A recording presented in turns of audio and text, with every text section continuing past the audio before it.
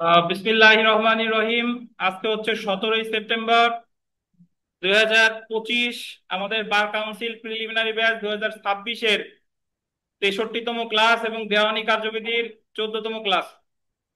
আজকে আমরা আলোচনা করব দেওয়ানি কার্যবিধির 39 আদেশ। এই 39 আদেশ থেকে আপনি এমসিকিউতে ইনশাল্লাহ 1 মার্ক পাবেন। তো যদি আপনি 39 আদেশ ভালোভাবে পড়েন, 1 মার্ক তো পাবেন, ভাগ্য ভালো থাকলে 2ও পেতে পারেন। তো দেখেন, 39 আদেশে আলোচনা করা হয়েছে অস্থায়ী নিষেধাজ্ঞা বা টেম্পোরারি ইনজাংশন। আদেশ হলো 39। আর এখানে একটু ধারা লেখেন, 94 গ, 94 ব্র্যাকেটে গ বা 94 সি। 94 ব্র্যাকেটে গ বা 94 ব্র্যাকেটে সি, অস্থায়ী নিষেধাজ্ঞা বা টেম্পোরারি ইনজাংশন। তো হ্যাঁ, গটা ব্র্যাকেটে হবে, 94 ব্র্যাকেটে গ। তো অস্থায়ী নিষেধাজ্ঞা আসলে কাকে বলে? অস্থায়ী নিষেধাজ্ঞার আগে আমাদের বোঝা দরকার আসলে নিষেধাজ্ঞা কি। আর বইটই দাগানোর দরকার নাই, আমাদের কথা শুনেন। নিষেধাজ্ঞা হলো আদালতের এমন কোনো আদেশ যে আদেশের মাধ্যমে আদালত মামলার কোনো পক্ষরে কোনো কাজ করতে বাধ্য করে বা কোনো কাজ করা হতে বিরত থাকতে বাধ্য করে। হয় আদালত আদেশ দিয়ে কোনো কাজ করাবে, আর নাহলে কোনো কাজ করা থেকে বিরত থাকতে বাধ্য করবে। এখন এই নিষেধাজ্ঞাকে ইংরেজিতে বলে ইনজাংশন। কোর্ট কাছারিতে যারা লোকজন যায়, অনেকের মুখে শোনা যায় ইনজেকশন। সো ইনজেকশন যেন কেউ না বলেন আপনারা, এটা কি ইনজাংশন। আচ্ছা। তো ইনজাংশন আসলে আহ দুইটা আইন, একটা হলো সুনির্দিষ্ট প্রতিকার আইন, আমরা যখন পড়বো ওখানেও ইনজাংশন আছে। আর দেওয়ানি কার্যবিধির 39 আদেশে আছে শুধু অস্থায়ী নিষেধাজ্ঞা। তো প্রথমে আমরা আলোচনা করি, দেখেন, সুনির্দিষ্ট প্রতিকার আইনে মোট 3 প্রকার নিষেধাজ্ঞা সম্পর্কে আলোচনা করছে। সুনির্দিষ্ট প্রতিকার আইনে 53 ধারায় সংজ্ঞা দিছে স্থায়ী নিষেধাজ্ঞা বা চিরস্থায়ী নিষেধাজ্ঞা একই। তারপরে বলছে অস্থায়ী নিষেধাজ্ঞা, আর 55 ধারায় আছে বাধ্যতামূলক নিষেধাজ্ঞা। তাহলে সুনির্দিষ্ট প্রতিকার আইনে 3 প্রকারের নিষেধাজ্ঞা আছে: স্থায়ী, অস্থায়ী, বাধ্যতামূলক। আর স্থায়ী নিষেধাজ্ঞা কিভাবে সংজ্ঞা দিছে, সুনির্দিষ্ট প্রতিকার আইনে মঞ্জুর করবে কিভাবে, সেটা সুনির্দিষ্ট প্রতিকার আইনেই বলেছে। কিন্তু অস্থায়ী নিষেধাজ্ঞার সংজ্ঞা সুনির্দিষ্ট প্রতিকার আইনে দিছে, কিন্তু কিভাবে মঞ্জুর করবে এটা বলা হয়েছে দেওয়ানি কার্যবিধির 39 আদেশে। তো এখন আমাদের যেটা জানা দরকার যে কখন আমরা স্থায়ী নিষেধাজ্ঞার মামলা করব, কখন অস্থায়ী নিষেধাজ্ঞার দরখাস্ত করব, কখন বাধ্যতামূলক নিষেধাজ্ঞার মামলা বা দরখাস্ত করব। সো এই আলোচনাটা আমার মুখ থেকে শুনেন, কারো বই টই পড়ার এই মুহূর্তে দরকার নাই। প্রথমে আসে, প্রথমে আসেন যে এই যে যে 3 প্রকার নিষেধাজ্ঞা, এই 3 প্রকার নিষেধাজ্ঞা ছাড়া আরো 1 প্রকার নিষেধাজ্ঞা আছে, সেটা সুনির্দিষ্ট প্রতিকার আইনে বলে নাই, বাট দেওয়ানি কার্যবিধিতে 39 আদেশের ভেতরে গিয়ে আমরা পাবো। সেটা হলো অ্যাড ইন্টারিম ইনজাংশন বা অন্তর্বর্তীকালীন নিষেধাজ্ঞা। তাহলে আপনি যদি বলেন যে মোট তাহলে কত প্রকারের নিষেধাজ্ঞা আছে, যদি এইভাবে প্রশ্ন আসে, দেওয়ানি কার্যবিধিতে আছে একটাই, অস্থায়ী নিষেধাজ্ঞা। সুনির্দিষ্ট প্রতিকার আইনে আছে 3 প্রকার: স্থায়ী, অস্থায়ী, বাধ্যতামূলক। এজন্য সুনির্দিষ্ট প্রতিকার আইনে যখন প্রশ্ন আসে যে নিষেধাজ্ঞা সুনির্দিষ্ট প্রতিকার আইন অনুসারে নিষেধাজ্ঞা কত প্রকার, উত্তর হবে 3 প্রকার। কিন্তু অ্যাকচুয়ালি ওই 3 প্রকার ছাড়াও আরো 1 প্রকার নিষেধাজ্ঞা আছে, সেটা হলো অন্তর্বর্তীকালীন নিষেধাজ্ঞা। তাহলে সর্বসাকুল্যে মোট নিষেধাজ্ঞার যদি আমরা শ্রেণী বিভাগ করি, তাহলে নিষেধাজ্ঞা মোট আছে হলো 4 ধরনের। এই 4 ধরনের মধ্যে আমরা দেওয়ানি কার্যবিধিতে পড়বো 39 আদেশ। এই 39 আদেশে শুধু অস্থায়ী নিষেধাজ্ঞা, তবে অস্থায়ী নিষেধাজ্ঞা ছাড়াও বাকি যে 3 ধরনের আছে এই সবগুলাই আমরা একটু ধারণা লাভ করব। তো প্রথমে আসেন পারপিচুয়াল ইনজাংশন বা পার্মানেন্ট ইনজাংশন, স্থায়ী নিষেধাজ্ঞা। স্থায়ী নিষেধাজ্ঞা হলো মামলা করতে হয় আরজি দাখিলের মাধ্যমে। স্থায়ী নিষেধাজ্ঞার মামলা কখন করে? যখন কোনো ঘটনা ঘটতে যাচ্ছে, আপনার হুমকি দেওয়া হয়েছে, আপনাকে ভয় দেখানো হয়েছে, এখনো ঘটনাটা ঘটে নাই। ধরেন আপনারা কেউ বেদখলের হুমকি দিছে, বললো যে তোমারে কিন্তু বেদখল করবো, এখনো বেদখল করে নাই। চুক্তি করছিল আপনার সাথে, সাকিব আল হাসান বলল কলকাতা নাইট রাইডার্সে, আমি কিন্তু তোমার এই কলকাতা নাইট রাইডার্সের সাথে আর খেলবো না। মানে বেশি বাড়াবাড়ি করলে খেলবো না, চুক্তি ভাঙার হুমকি দিচ্ছে, এখনো চুক্তি ভঙ্গ করে নাই। তো যখন আপনাকে বেদখলের হুমকি দিচ্ছে, ভয় দেখাচ্ছে, বা কেবল ঘটনা এখনো ঘটে নাই, ক্ষতি করার হুমকি দিচ্ছে, এই মুহূর্তে আমাকে যে মামলাটা দায়ের করতে হবে সেটা হলো স্থায়ী নিষেধাজ্ঞা বা চিরস্থায়ী নিষেধাজ্ঞা। বুঝতে পারছেন? এবং উদাহরণস্বরূপ একটা উদাহরণ দিয়ে এইভাবে বোঝাই, যে ধরেন নির্মল এবং শাকিল পরস্পর প্রতিবেশী। এখন নির্মল তার সীমানা প্রাচীর দিচ্ছে, দেওয়াল দিচ্ছে। এখন নির্মল বলতেছে শাকিল রে, যে শাকিল, আমি তো এই যে দেওয়াল দিচ্ছি ভাই, তোমার জায়গার ভিতরে আমি 2 হাত জায়গা পাই, 5 হাত জায়গা পাই, তো দেওয়াল আমি কিন্তু এই যে যে একবার এই দিয়ে দেবো, ওই 5 হাত কিন্তু আমি এখন ঘিরে ফেলবো। তো শাকিল বলতেছে যে না, তুমি তো আমার কাছে কোনো জায়গা পাবা না। তাহলে নির্মল এই যে যে শাকিল যে হুমকি দিচ্ছে, এখনো দেওয়াল দেয় নাই, কেবল কাজ ধরেন ওর ওর পাশ থেকে শুরু করছে, এখনো দেওয়াল দেয় নাই, তাহলে এই মুহূর্তে শাকিলের প্রতিকার হচ্ছে স্থায়ী নিষেধাজ্ঞার মামলা করা। বুঝতে পারছেন? তাহলে আমরা জানতে পারলাম যে স্থায়ী নিষেধাজ্ঞার মামলা কখন করে, যখন কোনো ঘটনা ঘটে নাই, কেবল হুমকি দিছে, ভয়ভীতি দিছে, তখন করে হলো স্থায়ী নিষেধাজ্ঞার মামলা। এখন একটা জিনিস চিন্তা করেন, যে স্থায়ী নিষেধাজ্ঞার মামলা তো আপনি করলেন, এখন আমরা তো মোটামুটি দেওয়ানি কার্যবিধি জানি যে একটা আর্জি দাখিলের পর 5 কার্যদিবসের মধ্যে দেয় সমন, 30 দিনের মধ্যে সমন পৌঁছাবে।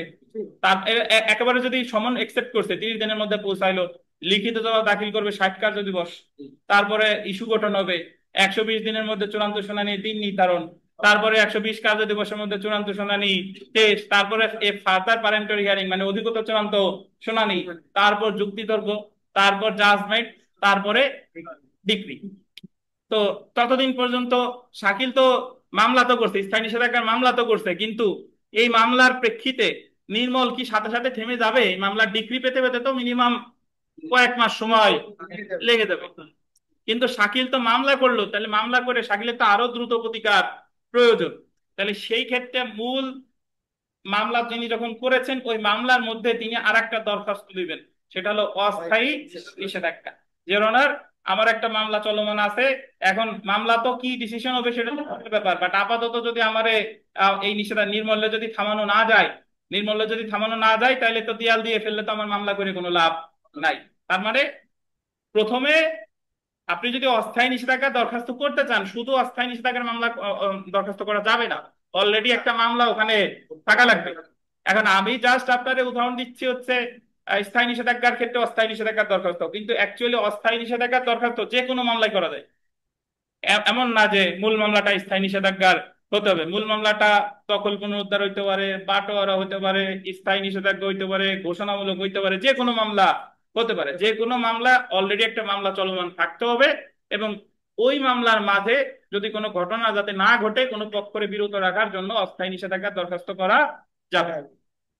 তাহলে আমরা যে উদাহরণ দিচ্ছিলাম, যে তাহলে নির্মল যেহেতু হুমকি দিছে, শাকিল মামলা করবে স্থায়ী নিষেধাজ্ঞা, এবং স্থায়ী নিষেধাজ্ঞার মামলায় আরো দ্রুত প্রতিকার পাওয়ার জন্য কিসের দরখাস্ত দেবে? অস্থায়ী নিষেধাজ্ঞা। বুঝেন কিনা? তাহলে আমি স্থায়ী নিষেধাজ্ঞা চাইতেছি আর্জির মাধ্যমে, আর অস্থায়ী নিষেধাজ্ঞা চাইতেছে কি? আদেশের মাধ্যমে। বুঝেন কিনা? আর স্থায়ী নিষেধাজ্ঞার আর্জি নিষ্পত্তি হবে কিসের মাধ্যমে? ডিক্রির মাধ্যমে। আর অস্থায়ী নিষেধাজ্ঞার দরখাস্ত নিষ্পত্তি হবে কিসের মাধ্যমে? আদেশের মাধ্যমে। বুঝতে পেরেছেন? তাহলে এখন দেখেন, স্থায়ী নিষেধাজ্ঞার মামলা করলেন, আরো দ্রুত প্রতিকার পাওয়ার জন্য অস্থায়ী নিষেধাজ্ঞার দরখাস্ত করলেন। এখন ভাই, অস্থায়ী নিষেধাজ্ঞা তো আপনি মূল মামলায় যেরকম প্রতিপক্ষের বিবাদী বরাবর সমন যায়, অস্থায়ী নিষেধাজ্ঞার দরখাস্ত দেওয়ার সাথে সাথে নির্মলের বারবার যাবে হলো নোটিশ। নোটিশ, এই নোটিশ আবার জারি করে 7 দিনের মধ্যে। ওই যে সমন 30 দিন, তাহলে নোটিশ কয়দিন?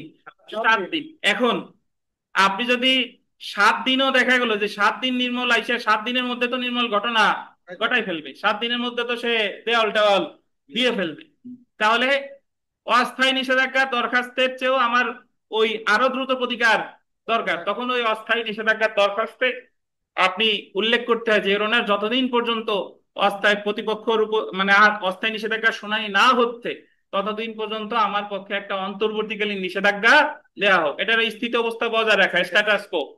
যে যদি অন্তর্বর্তীকালীন নিষেধাজ্ঞার ক্ষেত্রে হলো প্রতিপক্ষের শুনবে না, স্থায়ীর ক্ষেত্রে শুনে, অস্থায়ীর ক্ষেত্রে শুনে, কিন্তু অন্তর্বর্তীকালীন নিষেধাজ্ঞার আদেশটা দিবে প্রতিপক্ষরে কি না শুনে। কারণ এবং এই অন্তর্বর্তীকালীন নিষেধাজ্ঞাটা আপনি চাইতেছেন কতদিন পর্যন্ত? যতদিন পর্যন্ত অস্থায়ী নিষেধাজ্ঞার শুনানি না হচ্ছে। বুঝতে পেরেছেন? তো তাহলে চাচ্ছেন এই কারণে যে যদি আমার অন্তর্বর্তীকালীন নিষেধাজ্ঞা এই মুহূর্তে নির্মূলে যদি থামানো না যায়, তাহলে আমার মামলা করেও লাভ নাই, অস্থায়ী নিষেধাজ্ঞা দরখাস্ত করছি এতেও লাভ নাই। আর নির্মলে যদি দেওয়াল দেওয়ার দরকারই হয় সেটা আমার আপত্তি নাই, কিন্তু আমাদের শুনানিটা অনুষ্ঠিত হোক, শুনানি করে তার আদেশটা দেওয়া হোক। কিন্তু যতদিন পর্যন্ত শুনানি না হচ্ছে ততদিন পর্যন্ত একটা অন্তর্বর্তীকালীন নিষেধাজ্ঞা মঞ্জুর করা হোক। বুঝতে পেরেছেন? তাহলে পরীক্ষায় যদি কখনো প্রশ্ন আসে যে কোন ধরনের নিষেধাজ্ঞা প্রতিপক্ষরে শুনানির সুযোগ না দিয়েই মঞ্জুর করতে পারে, অন্তর্বর্তীকালীন নিষেধাজ্ঞা বা অ্যাড ইন্টারিম ইনজাংশন। স্থায়ী নিষেধাজ্ঞা হলো মামলা আকারে, মামলার মধ্যে দরখাস্ত দিবে কিসের? অস্থায়ী নিষেধাজ্ঞার। কি আকারে? দরখাস্ত আকারে। আর অস্থায়ী নিষেধাজ্ঞার প্রেয়ার পোর্শনে, প্রেয়ার, যে যতদিন পর্যন্ত অস্থায়ী নিষেধাজ্ঞার শুনানি অনুষ্ঠিত না হচ্ছে ততদিন পর্যন্ত যে যে অবস্থায় আছে সেই সব অবস্থায় থাকে, এই মর্মে একটা আদেশ প্রদান করতে মর্জি হোক। এটার বলে স্ট্যাটাস কো অর্ডার। মানে নির্মলের কাজ থামিয়ে যাক, আমি আমার মতো থাকি, নির্মল নির্মলের মতো থাকুক, যতদিন পর্যন্ত অস্থায়ী নিষেধাজ্ঞার শুনানিটা অনুষ্ঠিত। বুঝতে পেরেছেন? আচ্ছা, তাহলে আমরা কিন্তু তিন প্রকার নিষেধাজ্ঞা পড়ছি, মানে বুঝে গেলাম, স্থায়ী, অস্থায়ী, আর একটা কি? অন্তর্বর্তীকালীন। তো এখন অস্থায়ী এবং স্থায়ী নিষেধাজ্ঞা, এই নিষেধাজ্ঞারে বলে প্রিভেন্টিভ রিলিফ। যখন আমরা সুনির্দিষ্ট প্রতিকার আইন পড়বো তখন আমরা জানি প্রিভেন্টিভ রিলিফ কি। ঘটনা ঘটার আগে যে প্রতিকার পাওয়া যায় সেটার বলে প্রিভেন্টিভ রিলিফ। আপনার জ্বর, আপনার করোনা এখনো হন নাই, ভ্যাকসিন নিছেন, প্রিভেন্টিভ রিলিফ। আর যেটা জ্বর হয়ে যাওয়ার পর ওষুধ খান, ওটা প্রিভেন্টিভ রিলিফ না।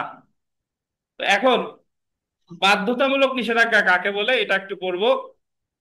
বাধ্যতামূলক নিষেধাজ্ঞা হলো, এখানে নাই বাট আপনার জানতে হবে যে যখন কোনো ঘটনা ঘটে গেছে,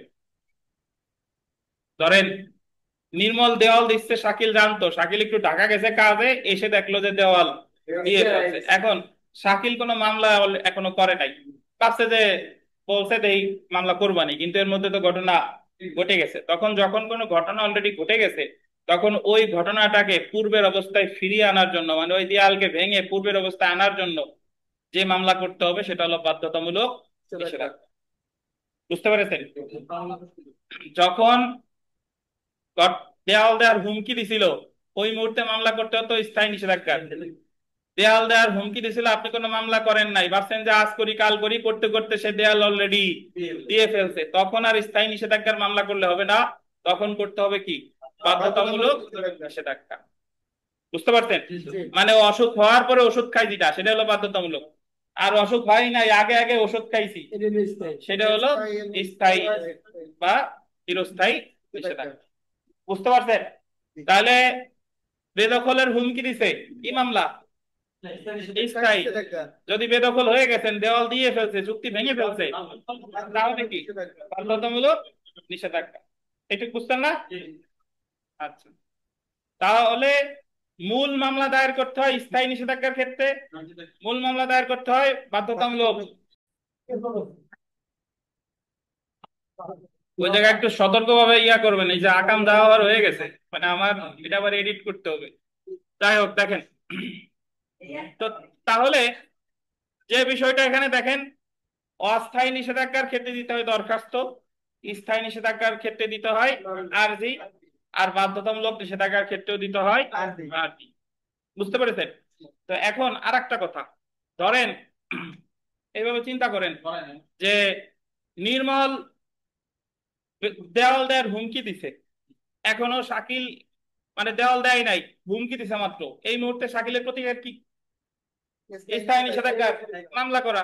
সেই স্থায়ী নিষেধাজ্ঞার মামলা করছে, করার পরে মামলা করার সমন যখন নির্মলের কাছে আসছে, সমন আসবে না? মামলা করার পর সমন আসছে, সমন আসার পরে নির্মলের শরীরে আগুন ধরছে, যে কি মামলা করলো, দেয়াল দেবো ঠেকাই কিনা দেখি। তো নির্মল দেখা গেল সমন পাওয়ার পর রাগ হয়ে দেওয়াল ঠিকই দিয়ে দিচ্ছে, মানে মামলা চলাকালীন অবস্থায় ঘটনা কি ঘটাই ফেলছে। তাহলে এই মুহূর্তে প্রতিকার কি? আমরা জানি ঘটনা ঘটে গেলে বাধ্যতামূলক নিষেধাজ্ঞার মামলা করতে হয়, কিন্তু আমি তো অলরেডি মামলা একটা করছি স্থায়ী নিষেধাজ্ঞার, আর মামলা চলাকালীন সময় ঘটনাটা ঘটছে, তাহলে কি আমার বাধ্যতামূলক নিষেধাজ্ঞার নতুন মামলা করতে হবে আবার, নাকি অন্য কোনো প্রতিকার আছে? এটার উত্তর হলো যে না, নতুন মামলা করা লাগবে না, ওই মামলা চলাকালীন সময়ে আপনি দরখাস্ত দিতে পারবেন অস্থায়ী বাধ্যতামূলক নিষেধাজ্ঞা। কি বলেন? অস্থায়ী বাধ্যতামূলক নিষেধাজ্ঞা, অর্থাৎ কোনো মামলা করেন নাই, ঘটনা ঘটে গেছে, তাইলে হলো বাধ্যতামূলক নিষেধাজ্ঞার মূল মামলা। আর যে কোনো একটা মামলা করছেন, মামলা মাঝে ঘটে গেছে, তখন বাধ্যতামূলক নিষেধাজ্ঞার মূল মামলা করার দরকার নাই, তখন করতে হবে কি? অস্থায়ী বাধ্যতামূলক নিষেধাজ্ঞা। বুঝতে পারছেন? তো এই অস্থায়ী বাধ্যতামূলক নিষেধাজ্ঞা যেটা, এটা আইনে নাই, এটা উচ্চ আদালতের নজিরে আছে। এমনি আপনি দেওয়ানি কার্যবিধি বা সুনির্দিষ্ট প্রতিকার আইন খুঁজলে এই শব্দ পাবেন না। অস্থায়ী বাধ্যতামূলক নিষেধাজ্ঞা নাই, বাট বিচারিক নজিরে আছে যে মামলা চলাকালীন সময়ে যদি ঘটনা ঘটে যায়, তাহলে বাধ্যতামূলক নিষেধাজ্ঞার নতুন মামলা না কইরা অস্থায়ী বাধ্যতামূলক নিষেধাজ্ঞার দরখাস্ত দেওয়া যাবে। বুঝতে পেরেছেন? তাহলে মূল যেটা বিষয় জানা গেল, ঘটনা ঘটে নাই, এই মুহূর্তে মামলা করতে হবে স্থায়ী নিষেধাজ্ঞা। স্থায়ী, যখন মামলা চলমান আছে তখন হচ্ছে অস্থায়ী নিষেধাজ্ঞা। আর যখন ঘটনা ঘটে গেছে, মামলা কোনো মামলা করি নাই, এই মুহূর্তে হলো বাধ্যতামূলক নিষেধাজ্ঞা। আর যে কোনো একটা মামলা করছি, এই মুহূর্তে যদি ঘটনা ঘটে যায়, তাহলে অস্থায়ী বাধ্যতামূলক নিষেধাজ্ঞা। এই হলো কথা। এখন আমরা পড়ি, তারপরে প্রশ্ন করেন। আগে এই জায়গা আসেন, প্রথমে চলে আসি অস্থায়ী নিষেধাজ্ঞা। যার যে প্রশ্ন মনে আছে মনে রাখেন, আমি প্রশ্ন নিব, সমস্যা নাই, আগে পড়তে দেন। অস্থায়ী নিষেধাজ্ঞা, টেম্পোরারি ইনজাংশন, সেকশন 94C লিখতেন না? দেখেন, নিষেধাজ্ঞা হলো বিচারিক সিদ্ধান্ত যার মাধ্যমে মকদ্দমার কোনো পক্ষকে নির্দিষ্ট কাজ করতে বা বা করা হতে বিরত থাকতে আদেশ দেওয়া হয়। নিষেধাজ্ঞা কত প্রকার? দুই প্রকার। এখন একটা কথা শুনেন, এই যে যে দুই প্রকার, এই দুই প্রকার কিন্তু দেওয়ানি কার্যবিধিতে বলে নাই।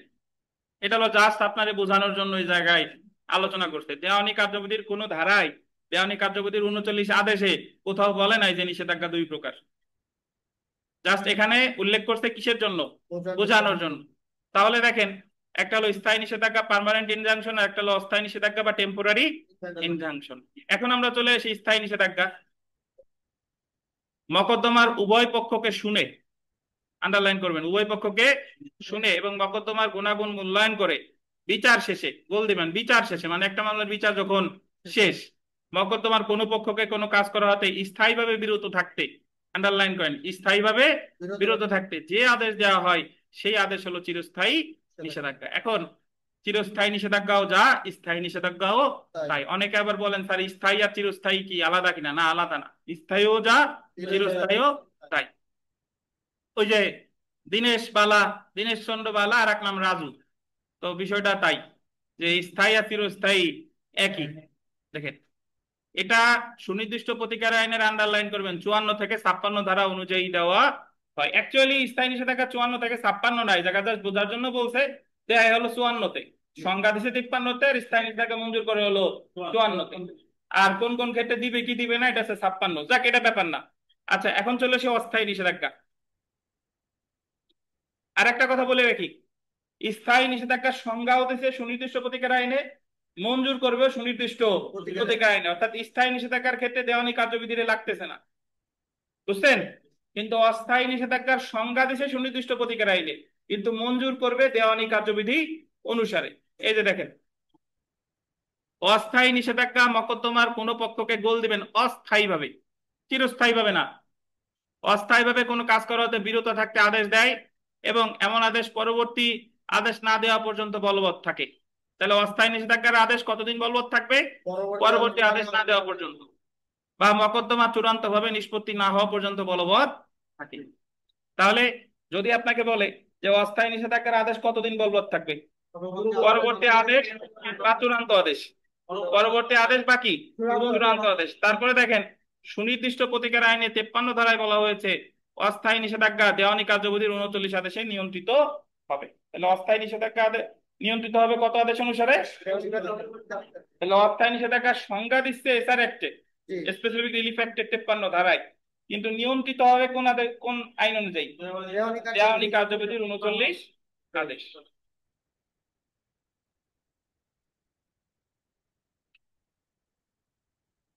যে সকল ক্ষেত্রে অস্থায়ী নিষেধাজ্ঞা মঞ্জুর করা যায়, এখন আমরা দেখব যে অস্থায়ী নিষেধাজ্ঞা মঞ্জুর করা যায় কোন কোন ক্ষেত্রে? 1 ও 2 বিধি। দেওয়ানি কার্যবিধির 39 1 এবং 2 বিধির অধীন আদালত অস্থায়ী নিষেধাজ্ঞা মঞ্জুর করতে পারে।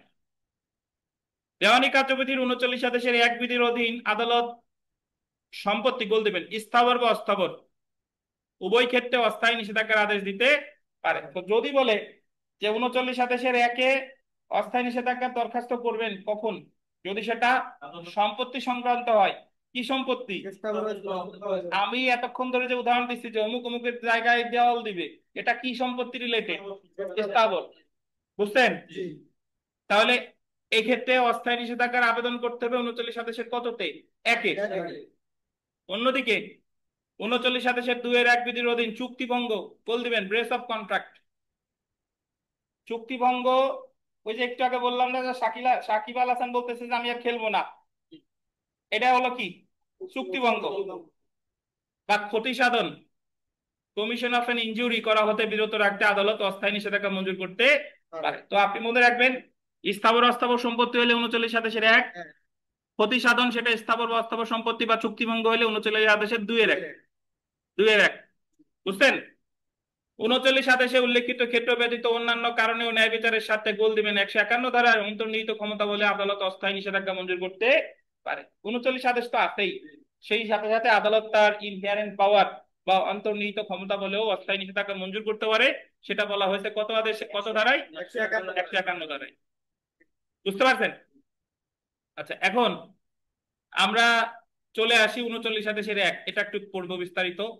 সম্পত্তির ক্ষেত্রে অস্থায়ী নিষেধাজ্ঞা বিধিগত 1, যে ক্ষেত্রে কোনো মকদ্দমায় শপথপত্র দ্বারা বা অন্য কোনো উপায়ে প্রমাণিত হয় যে কোনো মকদ্দমায় গোল দিবেন বিরোধীয় কোনো সম্পত্তি। মকদ্দমার বিরোধীয় সম্পত্তি হলো যে বিষয় নিয়ে মামলা হচ্ছে। বুঝছেন? মকদ্দমার বিরোধীয় সম্পত্তি কোনটা? যে বিষয় নিয়ে মামলা হচ্ছে। মকদ্দমার বিরোধীয় কোনো সম্পত্তি মকদ্দমার গোল দিবেন কোন পক্ষ। কোন পক্ষ কর্তৃক, কোন পক্ষ মানে হলো হয় বাদী না হলে বিবাদী। কোন পক্ষ কর্তৃক, আন্ডারলাইন করেন, অপচয়, ক্ষতিগ্রস্ত, হস্তান্তরিত বা কোনো ডিক্রি জারিতে অন্যায়ভাবে বিক্রয় হওয়ার ঝুঁকির সম্মুখীন। এখানে একটা কথা বলে রাখি, অস্থায়ী নিষেধাজ্ঞার আবেদন আমি আপনাদের যে উদাহরণটা দিছি ওই উদাহরণটায় আবেদন করতে বাদী। ওই যে নির্মল দেওয়াল দিতে গেছে, শাকিল মামলা করে অস্থায়ী নিষেধাজ্ঞার আবেদন করছে। বাট অস্থায়ী নিষেধাজ্ঞার আবেদন প্রকৃতপক্ষে বাদীও করতে পারে, বিবাদীও করতে পারে। এটা খেয়াল রাখেন, বাদীও করতে পারে, বিবাদীও করতে পারে। এখন বলতে পারেন যে স্যার বাদী বিবাদীর উদাহরণ তো পাইলাম, বাদীর উদাহরণ তো পাইলাম, বিবাদী কেন করবে? বিবাদী করবে এই জন্য, বাদী মামলা করছে, ধরেন সত্য ঘোষণার মামলা করছে, সত্য ঘোষণার মামলা করে সে ওই সম্পত্তির দখলে আছে। এখন মামলা চলাকালীন সময় এই মামলা নিষ্পত্তি হয় নাই, এমন সময় আবার সে জমি, ওই বাদী তার জমি বিক্রি করার চেষ্টা করতেছে। তো বিবাদী এসে দরখাস্ত দিতে পারে অস্থায়ী নিষেধাজ্ঞারে যে না, মামলা তো নিষ্পত্তি হয় নাই, আগে মামলা নিষ্পত্তি হোক তারপরে সেইটা হস্তান্তর করুক, আমার কোনো আপত্তি নাই, যদিও আমি এই মামলার কি বিবাদী। তো অস্থায়ী নিষেধাজ্ঞার দরখাস্ত বাদীও দিতে পারে, বিবাদীও দিতে পারে। কোন পক্ষ কর্তৃক এই যে দেখেন অপচয়, ক্ষতিগ্রস্ত, হস্তান্তরিত বা কোনো ডিক্রি জারিতে অন্যায়ভাবে বিক্রয় হওয়ার ঝুঁকির সম্মুখীন। অথবা এটা বললেন বিবাদী, বিবাদী তার পাওনাদারকে প্রতারিত করার উদ্দেশ্যে তার সম্পত্তি, আন্ডারলাইন করবেন, অপসারণ বা হস্তান্তর করার হুমকি দিয়েছে বা অভিপ্রায় প্রকাশ করেছে। বিবাদী তার পাওনাদারকে প্রতারিত করার উদ্দেশ্যে সম্পত্তি বিক্রি যদি উদ্যোগ নেয়, গতদিন আমরা পড়ছিলাম রায়ের পূর্বে ক্রোক, মনে আছে? রায়ের পূর্বে ক্রোকের আবেদন যে জায়গায় করা যায় ওই জায়গায় ক্রোকের আবেদন না কইরা অস্থায়ী নিষেধাজ্ঞার আবেদনও করা যায়, যাতে বিক্রি করতে না পারে। তাহলে এখানে দুইটা বিষয় দেখেন, 39 1 কতে দেখছেন, 1 কতে আবেদন করতে পারে যে কোনো পক্ষ, কিন্তু 39 খতে অস্থায়ী নিষেধাজ্ঞার আবেদন করতে পারে শুধু কে? বাদী, বিবাদী না, বাদী। আচ্ছা, বিবাদী তার পাওনাদারকে প্রতারিত করার উদ্দেশ্যে তার সম্পত্তি অপসারণ বা হস্তান্তর করার হুমকি দিয়েছে, তাহলে বিবাদী হুমকি দিছে, তাহলে অস্থায়ী নিষেধাজ্ঞা চাইবে কে? বাদী। বুঝেন কিনা? 39 কতে উভয় পক্ষ পারে, কিন্তু 39 খতে শুধু পারে কে? বাদী। সেক্ষেত্রে আদালত মকদ্দমার যে পক্ষ এমন কাজ করে বা করতে চায় তাকে উক্ত কাজ হতে বিরত রাখতে অস্থায়ী নিষেধাজ্ঞা মঞ্জুর করতে পারে। এখন আমরা একটু চলে আসি, দেখেন যে 39 আদেশের এক বিধির ক ও খ অনুচ্ছেদের মধ্যে পার্থক্য হলো 39 আদেশের একের ক অনুচ্ছেদে মকদ্দমা বিরোধী ও সম্পত্তির কথা বলা হয়েছে। অপরদিকে যেখানে 39 আদেশের এক বিধির খ অনুচ্ছেদে বিবাদীর সম্পত্তির কথা বলা হয়েছে। এক বিধির ক অনুচ্ছেদে মকদ্দমার বল দিবেন যে কোনো পক্ষকে, মকদ্দমার যে কোনো পক্ষকে মকদ্দমার বিরোধীয় কোনো সম্পত্তি অপচয়, ক্ষতিগ্রস্ত বা হস্তান্তর করা হতে বিরত রাখতে অস্থায়ী নিষেধাজ্ঞা মঞ্জুর করা হয় যে কোনো পক্ষরে। একের ক, বুঝছেন? অর্থাৎ বাদী অপচয়, ক্ষতি বা হস্তান্তর করার চেষ্টা করলে, বাদী যদি চেষ্টা করে তাহলে তাকে বিরত রাখতে বিবাদী নিষেধাজ্ঞা চাইতে পারে, এবং বা এমন কার্য বিবাদী করার চেষ্টা করলে বিবাদীকে বিরত রাখতে বাদী নিষেধাজ্ঞা চাইতে পারে। তাহলে 39 আদেশের একের যে নিষেধাজ্ঞাটা একের কতে বাদীও চাইতে পারে, বিবাদীও চাইতে পারে, কিন্তু 39 আদেশের একের খ বিধিতে বল দিবেন বিবাদীকে বিরত রাখতে বাদী নিষেধাজ্ঞা চাইতে পারে শুধুমাত্র যে ক্ষেত্রে বিবাদী তার পাওনাদারকে প্রতারিত করতে তার সম্পত্তি অপসারণ হস্তান্তর করার হুমকি দিয়েছে বা অভিপ্রায় প্রকাশ করেছে। তো যারা এতটুকু মনে রাখতে পারবেন না তার জন্য শুধু মনে রাখবেন যে অস্থায়ী নিষেধাজ্ঞার আবেদন বাদীও করতে পারে, বিবাদীও করতে পারে, এতটুকু মনে রাখবেন। ঠিক আছে?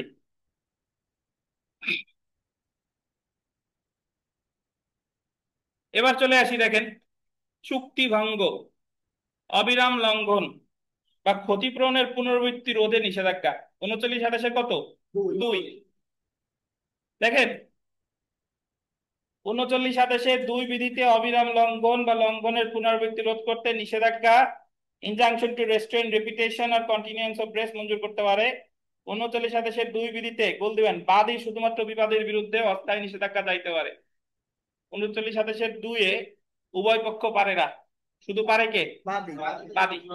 কিন্তু একে বাদীও পারে, বিবাদীও পারে।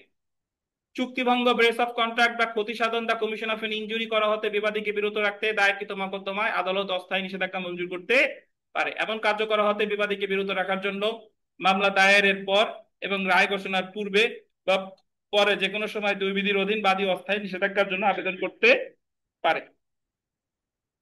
কথা অনেক বলছি বাট মূল থিম একই, জাস্ট মনে রাখবেন স্থাবর অস্থাবর সম্পত্তির ক্ষেত্রে 39 আদেশের এক বাদীও পারে, বিবাদীও পারে। আর চুক্তি ভঙ্গ ক্ষতি সাধনের ক্ষেত্রে 39 আদেশের 2 এর এক শুধু করতে পারে বাদী। এতটুকুই। তো 1 আর 2 এর মধ্যে যে পার্থক্য এটা আর পড়তেছি না, চলে আসেন অস্থায়ী নিষেধাজ্ঞার আদেশ অমান্য করার ফলাফল। অস্থায়ী নিষেধাজ্ঞার আদেশ অমান্য করার ফলাফল। আপনি শাকিল মামলা করছে, আগের উদাহরণের থেকেই বলি, শাকিল মামলা করছে, আদালত নির্দেশ দিতেন নির্মল তুমি কোনো প্রকার দেওয়াল দিবা না, বা এই জমির উপর দিয়ে হাঁটবা না, বা অমুকরে বেদখল করবা না, বা এই চুক্তি তুমি ভঙ্গ করবা না। কিন্তু নির্মলের তো শরীর কামড়াচ্ছে দেওয়াল না দিতে পারলে, সে আদালতের আদেশ কি করেছে? অমান্য করছে। তাহলে আদেশ যদি অস্থায়ী নিষেধাজ্ঞার আদেশ যদি কেউ অমান্য করে, তাহলে যিনি অস্থায়ী নিষেধাজ্ঞার আদেশটা পেয়েছিল তার প্রতিকার কি? তার প্রতিকার বলছে 39 আদেশের 2 এর উপবিধি 3, 2 এর 3। এখানে 2 এর 3 লেখা আছে না? এর উপরে একটু লেখেন miss violation case, miscellaneous violation case. আমি ইংরেজিতে বলি, আপনি একটু লেখেন MIS, সবাই একটু মনোযোগ দিয়ে লেখেন MISCE জি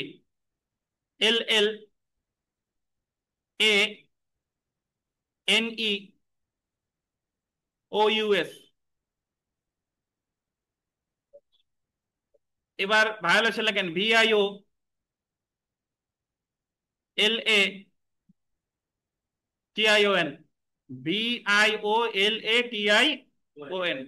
VIOLATION, miss violation case CASE।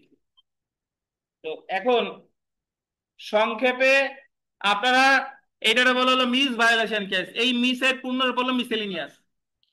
ফৌজদারি কার্যবিধিতে যখন আপনারা ওই যে নিম্ন আদালত জামিন দেয় নাই, তখন দায়রা জজের কাছে গিয়ে বলেন যে ক্রিমিস, বলেন ক্রিমিস। সো ওই ক্রিমিস মানে হলো criminal miscellaneous case, criminal miscellaneous case, বাংলায় বলে ফৌজদারি বিবিধ মামলা। মিসেলিনিয়াস শব্দের অর্থ হলো বিবিধ, বিবিধ। বুঝতে পেরেছেন?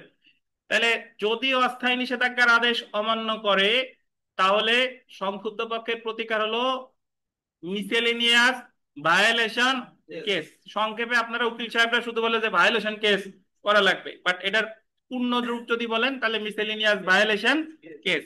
আচ্ছা, এই যে দেখেন, অস্থায়ী নিষেধাজ্ঞা অমান্য করলে 39 আদেশের 2-3 বিধির অধীন মামলা করা যায় এবং নিষেধাজ্ঞার আদেশ অমান্য করলে আদালত। আপনি মামলা তো করলেন, এখন আপনার মামলার প্রেক্ষিতে যে অমান্য করলো তারে আদালত কি করবে?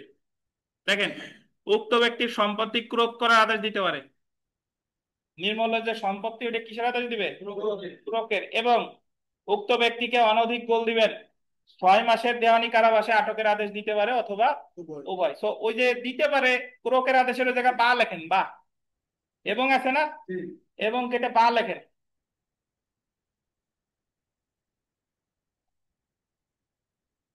লিখেছেন? তো এখানে দেখেন, এই জায়গা যে কথাটা বলছে, উক্ত ব্যক্তির সম্পত্তি কিসের আদেশ দিবে? ক্রোক। বা তারে অনধিক আটক রাখতে পারে দেওয়ানি কারাগারে কতদিন? অথবা উভয়। এই এই যে যে ক্রোক প্লাস আটক, এটা করতে পারে 39 আদেশের 2-3-এ আপনি মামলা করার সাথে সাথে মিস ভায়োলেশন কেস।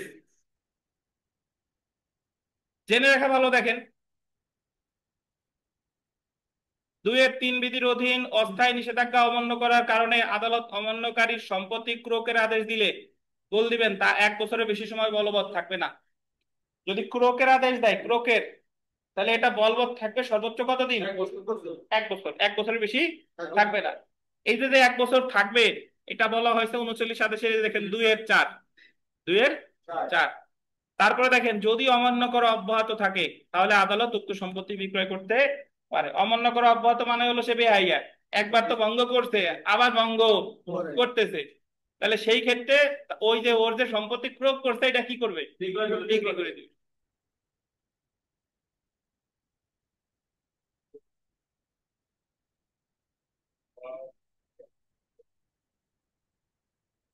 তো যে জিনিসটা আমাদের মনে রাখতে হবে সেটা হলো যে অস্থায়ী নিষেধাজ্ঞার আদেশ অমান্য করলে সংক্ষুব্ধ ব্যক্তির প্রতিকার কততে? 39 আদেশের 2-3। কি মামলা? Lease violation case. এই লিজ ভায়োলেশন কেসটা বলে সানি মামলা, সানি মোকদ্দমা। দেওয়ানিতে বলে যে সানি মামলা করা লাগবে। সানি মামলা কারে বলে শুনেন? খারিজ আদেশ রদ বা একতরফা ডিক্রি রদ, এইগুলা যে মামলাগুলো করে, দরখাস্ত গুলো করে, এগুলো বলে সানি মামলা। তাহলে খারিজ আদেশ রদ করে 9-4, মনে আছে কিনা? খারিজ আদেশ রদ করে 9-9, একতরফা ডিক্রি রদ করে 9-13। তারপরে দেখেন, এই এইগুলা তাহলে কি মামলা? সানি মামলা। এই যে যে মিস ভায়োলেশন কেস করতেছেন, এটাও একটা কি? সানি মামলা। সানি শব্দের অর্থ হলো বিবিধ। বুঝতে পেরেছেন? বিবিধ মামলা বা সানি মামলা, মিস কেস বলে। মিস কেসের বাংলা হলো সানি মামলা। তাহলে ওই মিস মানে কি? মিসেলিনিয়াস। আর মিসেলিনিয়াসের বাংলা হলো বিবিধ, বিবিধর আর এক বাংলা কি? সানি। বুঝতে পেরেছেন? আচ্ছা, বিগত বছরের প্রশ্নে আসি। দেখেন, the Code of Civil procedure 1908 এর অর্ডার 39 রুল 2 অনুযায়ী, 2 বলছে, দেওয়ানি আদালত কর্তৃক আরোপিত নিষেধাজ্ঞার আদেশ ক্রমাগত লঙ্ঘনকারীকে, ক্রমাগত লঙ্ঘনকারী মানে লঙ্ঘন করেই যাচ্ছে কতদিন দেওয়ানি কারাগারে আটক রাখার বিধান আছে? 6 মাস। আর ক্রোক করে রাখতে পারবে কতদিন? 1 বছর।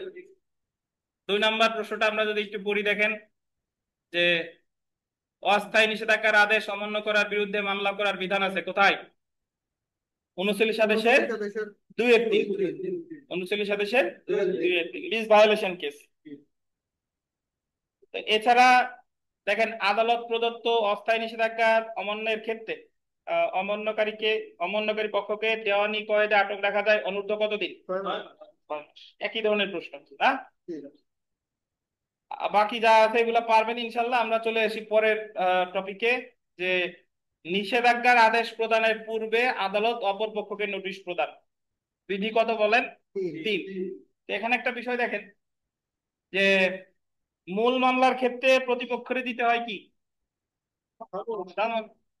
আর নিষেধাজ্ঞা একটা দরখাস্ত, অস্থায়ী নিষেধাজ্ঞা তো একটা দরখাস্ত, তাহলে প্রতিপক্ষের দিতে হবে কি? এটা দেখেন, নোটিশ প্রদান করা। 39 আদেশের 1 ও 2 বিধির অধীন নিষেধাজ্ঞার আদেশ প্রদানের পূর্বে আদালত অপর পক্ষকে নোটিশ প্রদান করবে এবং এই মর্মে সন্তুষ্ট হবে যে নোটিশ যথাযথভাবে জারি হয়েছে বা অপর পক্ষকে নোটিশ প্রত্যাখ্যান করার কারণে বা অন্যভাবে জারি করা যায় না। মানে নোটিশ জারি করবে এবং আদালতকে অবগত করতে হবে যে নোটিশ জারি হয়েছে কি হয় নাই, হলেও জানবে না হলেও জানবে।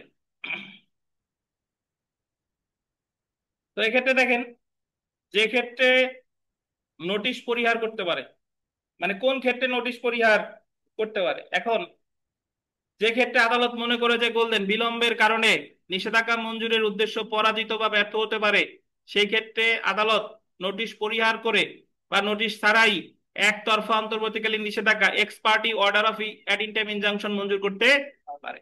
তাহলে ওই যে অন্তর্বর্তীকালীন নিষেধাজ্ঞা, বুঝেন কিনা, যে নোটিশ ছাড়াই অ্যাকচুয়ালি বিষয়টা হচ্ছে এরকম যে অস্থায়ী নিষেধাজ্ঞার নোটিশ সে পাবে, আর অস্থায়ী নিষেধাজ্ঞার নোটিশে সে জানতে পারবে যে অস্থায়ী নিষেধাজ্ঞার শুনানি অমুক তারিখে, কিন্তু বর্তমানে একটা অন্তর্বর্তীকালীন নিষেধাজ্ঞা মঞ্জুর করা হয়েছে। কারণ এই মুহূর্তে যদি অন্তর্বর্তীকালীন নিষেধাজ্ঞা মঞ্জুর না করতো, তাহলে অস্থায়ী নিষেধাজ্ঞা দরখাস্ত করে কোনো লাভ হতো না, এটাই। কিন্তু এটা একটু বলতেন, কোন ঋণ সম্পর্কে যে সকল পণ্য কোনো ব্যাংকে বন্ধক রাখা হয়, সেই ঋণের মেয়াদের মধ্যে ঋণ পরিশোধের ব্যর্থতার জন্য উক্ত দ্রব্যসমূহ নিলাম বিক্রয় করা হলে পণ্য বিক্রয়ের ক্ষেত্রে নোটিশ পরিহার করা বা নোটিশ ব্যতীত অন্তর্বর্তীকালীন নিষেধাজ্ঞা মঞ্জুর করা যাবে না। এই কথাটার অর্থ কি? আপনি ব্যাংকে সোনা গহনা রাইখে ঋণ নিছেন, তাহলে যদি ওই টাকা ব্যাংকের ঋণ আপনি শোধ না করেন, একসময় বিক্রি করবে না? কিন্তু বিক্রি করলে অবশ্যই আপনারে কি দিতে হবে?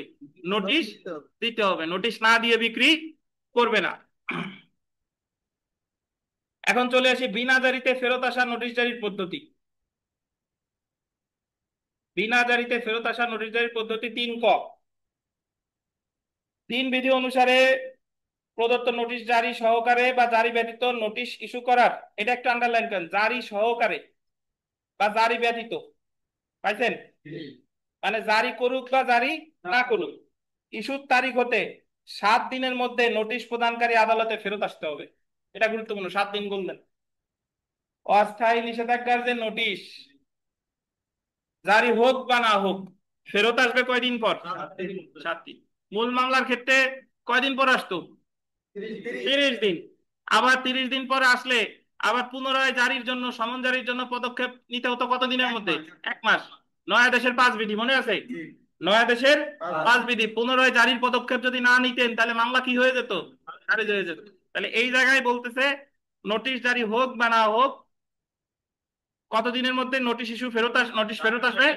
7 দিন। অর্থাৎ নোটিশ জারি হোক বা না হোক, নোটিশের কপি 7 দিনের মধ্যে আদালতে ফেরত আসতে হবে। বুঝতে পেরেছেন? ধরেন, এরপরে আসি যে পুনরায় নোটিশ প্রেরণ। 3 বিধি অনুসারে প্রদত্ত নোটিশ বিনা জারিতে ফেরত আসলে,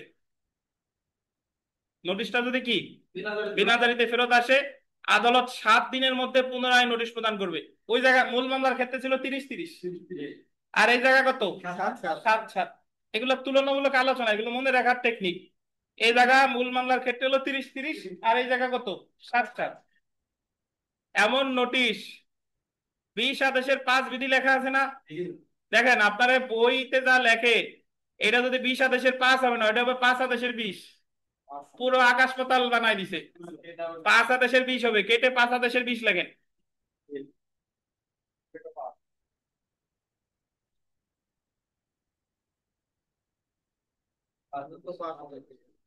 এমন নোটিশ যদি বিনা জারিতে ফেরত আসে, তাহলে 5 আদেশের 20 বিধি অনুসারে প্রদান করতে হবে। 5 আদেশের 20 বিধিতে আছে সাবস্টিটিউটেড সার্ভিস, বিকল্প পদ্ধতিতে সমনে লটকাই দিয়ে আসবে, মনে আছে? তো এই জায়গায় হবে 5 আদেশের 20 বিধি। তো যারা আপনারা ভাবেন যে অনলাইনেও অনেকে আছে বা অফলাইনে যারা আছেন যে ইনি আইন পাঠ পড়ায়, এর ভিতর তো আইন পাঠ আমরা পড়াই ঠিকই, কিন্তু এর ভুল সংশোধন করি, এর অনেক কিছু লেখায় দেয়, অনেক ব্যাখ্যা করা লাগে। দেখেন, অর্থাৎ নোটিশ জারি হোক বা না হোক, নোটিশের কপি 7 দিনের মধ্যে আদালতে ফেরত আসতে হবে, এবং নোটিশ বিনা জারিতে ফেরত আসলে আদালত পরবর্তী 7 দিনের মধ্যে পুনরায় নোটিশ প্রদান, নোটিশ জারি প্রদান করবে। তাহলে এখান থেকে যে জিনিসটা আপনার মনে রাখতে হবে, নোটিশ জারি করতে হবে 7 দিন, বিনা জারিতে ফেরত আসলে আবার জারি করতে হবে কয়দিন? 7 দিন। আর যদি একেবারেই সম্ভব না হয়, তাহলে 5 আদেশের 20 বিধি, যেটা হলো সাবস্টিটিউটেড সার্ভিস বা বিকল্প পদ্ধতিতে সমন, ওই বিকল্প পদ্ধতিতে যেরকম সমন জারি করে, এই জায়গা বিকল্প পদ্ধতিতে নোটিশ জারি করে। এখন তাহলে আমরা এখানে পেলাম অস্থায়ী নিষেধাজ্ঞার নোটিশ কিভাবে জারি করে, অস্থায়ী নিষেধাজ্ঞার আদেশ অমান্য করলে সংক্ষুব্ধ ব্যক্তির প্রতিকার কি, এটা পাইছি। এখন যেটা দেখবো, দেখেন, অস্থায়ী নিষেধাজ্ঞার আদেশ মুক্ত, পরিবর্তন বা বাতিল করা যেতে পারে। বিধি 4, যার বিরুদ্ধে অস্থায়ী নিষেধাজ্ঞাটা দিছে তারও তো প্রতিকার আছে, তারও তো ভ্যালিড, তারও বৈধ গ্রাউন্ড আছে যে আমার বিরুদ্ধে অস্থায়ী নিষেধাজ্ঞা হয় না, এটা তার প্রতিকার।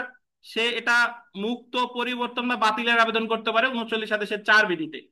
দেখেন, 39 আদেশের 4 বিধির অধীন আদালত অস্থায়ী নিষেধাজ্ঞার আদেশ মুক্ত, পরিবর্তন বা বাতিল করার আদেশ দিতে পারে। এই বাতিলের আবেদনটা যার বিরুদ্ধে আদেশটা হয়েছে সে আবেদন করবে কোন আদালতে? যে আদালতে মামলা চলমান আছে সেই আদালতে। Order for injunction may be discharge, varied or set aside, অর্থাৎ অস্থায়ী নিষেধাজ্ঞার আদেশ মুক্ত, পরিবর্তন বা বাতিল করার জন্য 39 আদেশের 4 বিধির অধীন আবেদন করতে পারে। বুঝতে পেরেছেন? তাহলে যার বিরুদ্ধে অস্থায়ী নিষেধাজ্ঞার আদেশটা হলো তার প্রতিকার কত বিধিতে? 39 আদেশের 4। প্রতিকারটা দেখেন,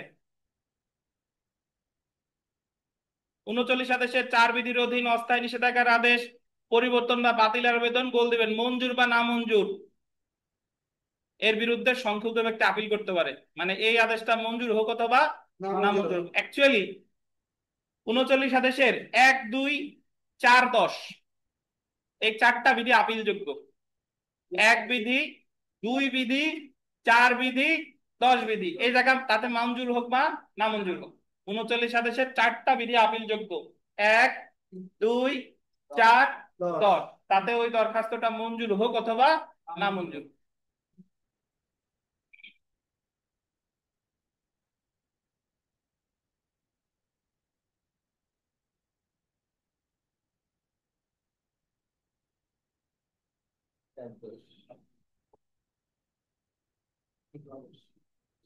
আচ্ছা, এখন দেখেন, অপর পক্ষকে শুনানির সুযোগ না দিয়ে কোনো অন্তর্বর্তীকালীন নিষেধাজ্ঞা বা অস্থায়ী নিষেধাজ্ঞা মঞ্জুর করা যাবে না। আমরা তো সাধারণত জানি যে আহ, অস্থায়ী নিষেধাজ্ঞার ক্ষেত্রে তো অবশ্যই অপর পক্ষের শুনে, আর অন্তর্বর্তীকালীন নিষেধাজ্ঞার ক্ষেত্রে শুনে না। এটুকু এতটুকু আমরা জানি। তো এই 39 আদেশের 5 কতে বলতেছে, আগে আমার কথা শুনেন পরে আমরা দাগাবো। এই 5 কতে বলতেছে, যদি আপনি অন্তর্বর্তীকালীন নিষেধাজ্ঞাটা কোন সরকারের উন্নয়নমূলক কর্মকাণ্ডের বিরুদ্ধে চান, ধরেন সরকার মেট্রো রেলের কাজ চালাচ্ছে, এখন মেট্রো রেলের কাজের জন্য জায়গা একেবার করতেছে, এখন একজন ব্যক্তি সে তার জায়গা দিবে না, তো দিবে না এই জন্য সেই স্থায়ী নিষেধাজ্ঞার মামলা করে দিছে, বাদ বিবাদী হবে কে? সরকার।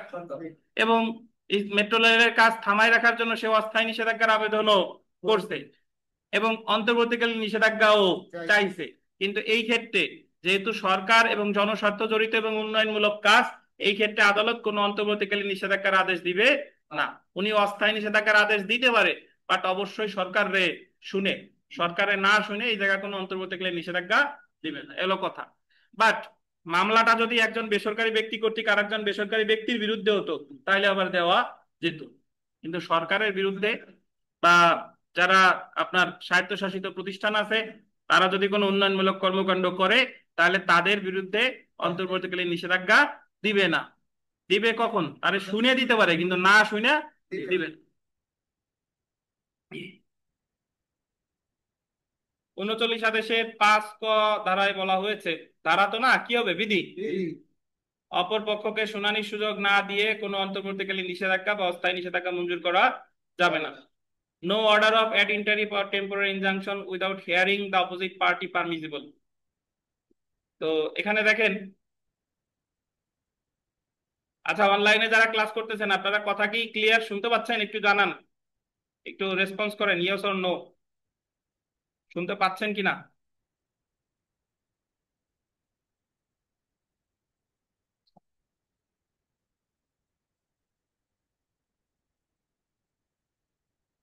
টেক্সট দেন, টেক্সট। আচ্ছা দেখেন, আমরা পড়া শুরু করি। সেটা হলো দেখেন যে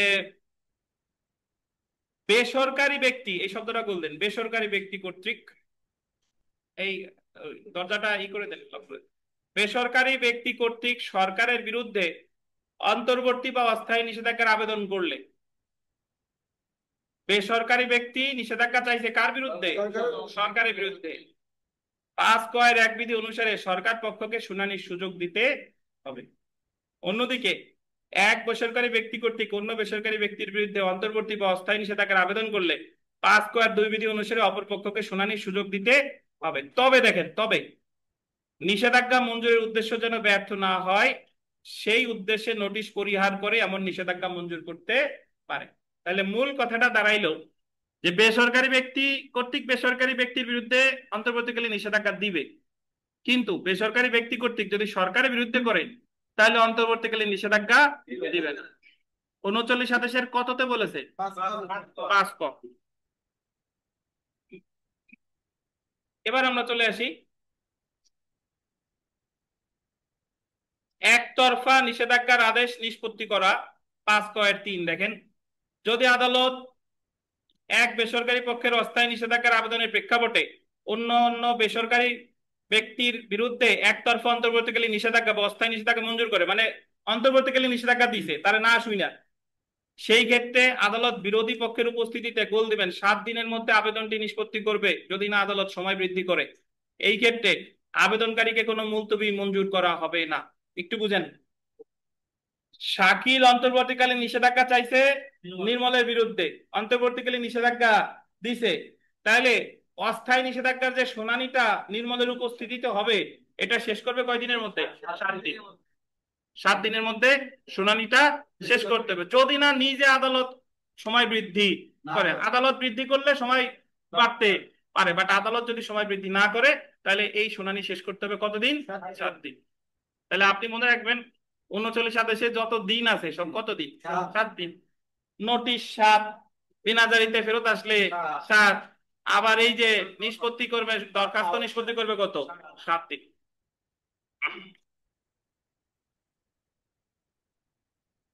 বিগত বছরের প্রশ্ন চলে আসে, আমরা দেখেন the Code of Civil procedure 1908 অনুযায়ী একতরফা ভাবে কোনো অস্থায়ী নিষেধাজ্ঞার আদেশ প্রদত্ত হলে অপর পক্ষের হাজির হওয়ার কতদিনের মধ্যে মূল নিষেধাজ্ঞার দরখাস্তের নিষ্পত্তি?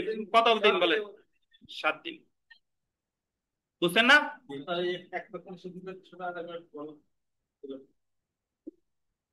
একতরফা ভাবে কোনো অস্থায়ী নিষেধাজ্ঞার আদেশ, এই জায়গায় একতরফা ভাবে যে অস্থায়ী নিষেধাজ্ঞার আদেশটা দিচ্ছে এটা ধরে নিবেন হচ্ছে অন্তর্বর্তীকালীন নিষেধাজ্ঞা।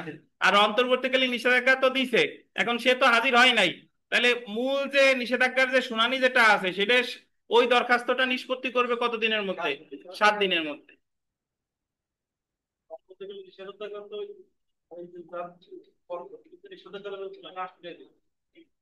আমি প্রথমে যে উদাহরণটা দিছিলাম ওই উদাহরণটা যদি মনে রাখেন তাহলে ইজি। আমি আপনার উদাহরণ দেই, শুনেন।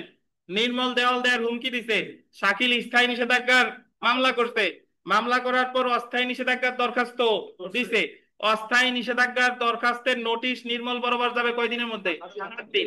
আচ্ছা, 7 দিনের মধ্যে তো নোটিশ যাবে, কিন্তু শাকিলের তো আরো দ্রুত প্রতিকার দরকার। শাকিল অন্তর্বর্তীকালীন নিষেধাজ্ঞার দরখাস্ত ওই যে ওই জায়গায় লিখছে, তো অন্তর্বর্তীকালীন নিষেধাজ্ঞার সাথে সাথে মঞ্জুর করছে, নির্মলের না শুই নাই, কিন্তু যে নোটিশটা নির্মল বরাবর গেল অস্থায়ী নিষেধাজ্ঞার, এই দরখাস্ত নিষ্পত্তি করবে কতদিনের মধ্যে? 7 দিনের মধ্যে। জি। এখন চলে আসেন একতরফা অন্তর্বর্তীকালীন নিষেধাজ্ঞা বা অস্থায়ী নিষেধাজ্ঞা বাতিল। প্যাকেট, প্যাকেট শব্দের অর্থ কি? বাতিল। অনেকে বলেন যে আদেশ ব্যাকেট হয়েছে, ব্যাকেট, কিন্তু বাংলা জানে না কি ব্যাকেট কি? বাতিল, জি। আচ্ছা, তো সেটা চাই, তারপরে ডিলে পিটিশন নাকি ইসমাইল? আচ্ছা দেখেন, আদালত এক বেসরকারি পক্ষের অস্থায়ী নিষেধাজ্ঞার আবেদনের প্রেক্ষাপটে অন্য বেসরকারি পক্ষের বিরুদ্ধে একতরফা অন্তর্বর্তীকালীন নিষেধাজ্ঞা বা অস্থায়ী নিষেধাজ্ঞা মঞ্জুর করলে উক্ত আদেশটি 5 ক 3 উপবিধি অনুসারে 2টি কারণে বাতিল হইতে পারে।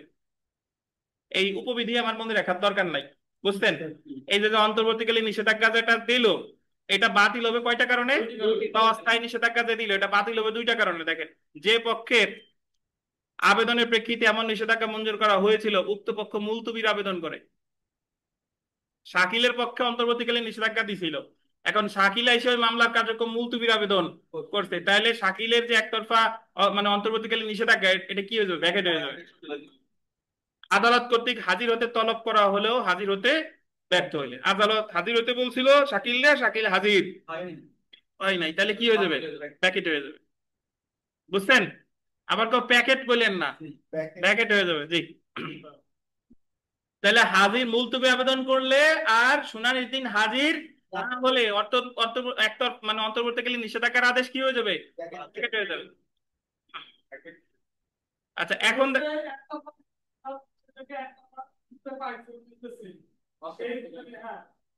এই জায়গায় একতরফা সূত্রে আমি একটু বোঝাই। একতরফা সূত্রে বলতে বোঝাচ্ছে যে আপনি ওই অন্তর্বর্তীকালীন নিষেধাজ্ঞা যেটা আমি বুঝাইলাম সেইটা, মানে অস্থায়ী নিষেধাজ্ঞার শুনানি এখনো হয় নাই, তার আগে আপনার পক্ষে যে স্ট্যাটাস কো অর্ডার দিচ্ছে, ওই স্ট্যাটাস কো অর্ডার পাওয়ার পরে, স্ট্যাটাস কোর আরেক নাম হলো অ্যাড ইন্টারিম ইনজাংশন, বা এটারে আরেকটা বাংলা বলা যায় একতরফা অস্থায়ী নিষেধাজ্ঞা। কিন্তু মূল অস্থায়ী নিষেধাজ্ঞার শুনানি কিন্তু সামনে আছে, যখন উভয় পক্ষ উপস্থিত হবে তখন শুনানিটা অনুষ্ঠিত হবে। আচ্ছা দেখেন, অস্থায়ী নিষেধাজ্ঞা এবং অন্তর্বর্তীকালীন নিষেধাজ্ঞার ক্ষেত্রে আদালত অন্যান্য খরচের সাথে অনধিক গোল দিবেন 10,000 টাকা ক্ষতিপূরণমূলক খরচ আদেশ মঞ্জুর করতে পারে। সাধারণত আমরা খরচ পড়ে এসেছি 35A 35A তে কম্পেনসেটরি কস্ট কত? 50,000, মনে আছে? তো এই জায়গায় ক্ষতিপূরণমূলক খরচ 10,000। আমি একটু ব্যাখ্যা দিই, শুনেন, এটা পড়বে পরে, কথা শুনেন। ধরেন বাদীর পক্ষে অস্থায়ী নিষেধাজ্ঞার আদেশ পাইছে, মানে শাকিল পাইছে অস্থায়ী নিষেধাজ্ঞার আদেশ, কিন্তু মূল মামলায় শাকিলের পক্ষে ডিক্রি হয় নাই, মূল মামলায় শাকিল হেরে গেছে। তাহলে নির্মল এখন চাইতে পারে যে ওনার, যে আমি মামলায় শাকিল জিতে নাই, যে মামলা করছে সে জিতে নাই, কিন্তু মামলা চলাকালীন সময় তো সে ঠিকই স্থায়ী নিষেধাজ্ঞা বা অন্তর্বর্তীকালীন নিষেধাজ্ঞার সুবিধা নিছে, তাহলে আমি এখন ক্ষতিপূরণ চাই কত? 10,000। আবার একটু বলে দিই, শুনেন, এটা বলছিল 5 ক, বাট সামনে পড়বে 95 ধারা। 95 ধারা বলছে যে মামলা চলাকালীন সময়ে যার পক্ষে রায়ের পূর্বে আটকের আদেশ হয়েছে, যার পক্ষে ক্রোকের আদেশ হয়েছে, যার পক্ষে অস্থায়ী নিষেধাজ্ঞার আদেশ হয়েছে, মূল মামলায় যদি সে হেরে যায়, তাহলে এই যে যে আদেশ তার পক্ষে হলো, সে অপর পক্ষের ক্ষতিপূরণ দিবে 10,000 টাকা। বুঝেন নাই বোধহয়? আবার উদাহরণ দিই, শুনেন। ধরেন আপনি আদালতে আবেদন করছেন যে বিবাদী মামলা হেরে যাওয়ার আশঙ্কায় তার সয় সম্পত্তি বিক্রি করে দিছে, তারে আটক করা হোক। আপনার কথা শুনে আদালত তারে আটক করছে, কিন্তু মূল মামলায় আপনি হেরে গেছেন। তাহলে বিবাদী বলবে যে তাহলে তো আমার খালি খালি আটক করছিলেন, তাহলে আমি এখন ক্ষতিপূরণমূলক খরচ চাই কত? 10,000। বুঝতে পেরেছেন? হ্যাঁ হ্যাঁ হ্যাঁ, নিষ্পত্তি হয়ে গেলে দেখেন, তাহলে অস্থায়ী নিষেধাজ্ঞা বা অন্তর্বর্তী নিষেধাজ্ঞার ক্ষেত্রে আদালত অন্যান্য খরচের সাথে 10,000 টাকা ক্ষতিপূরণমূলক খরচ মঞ্জুর করতে পারে।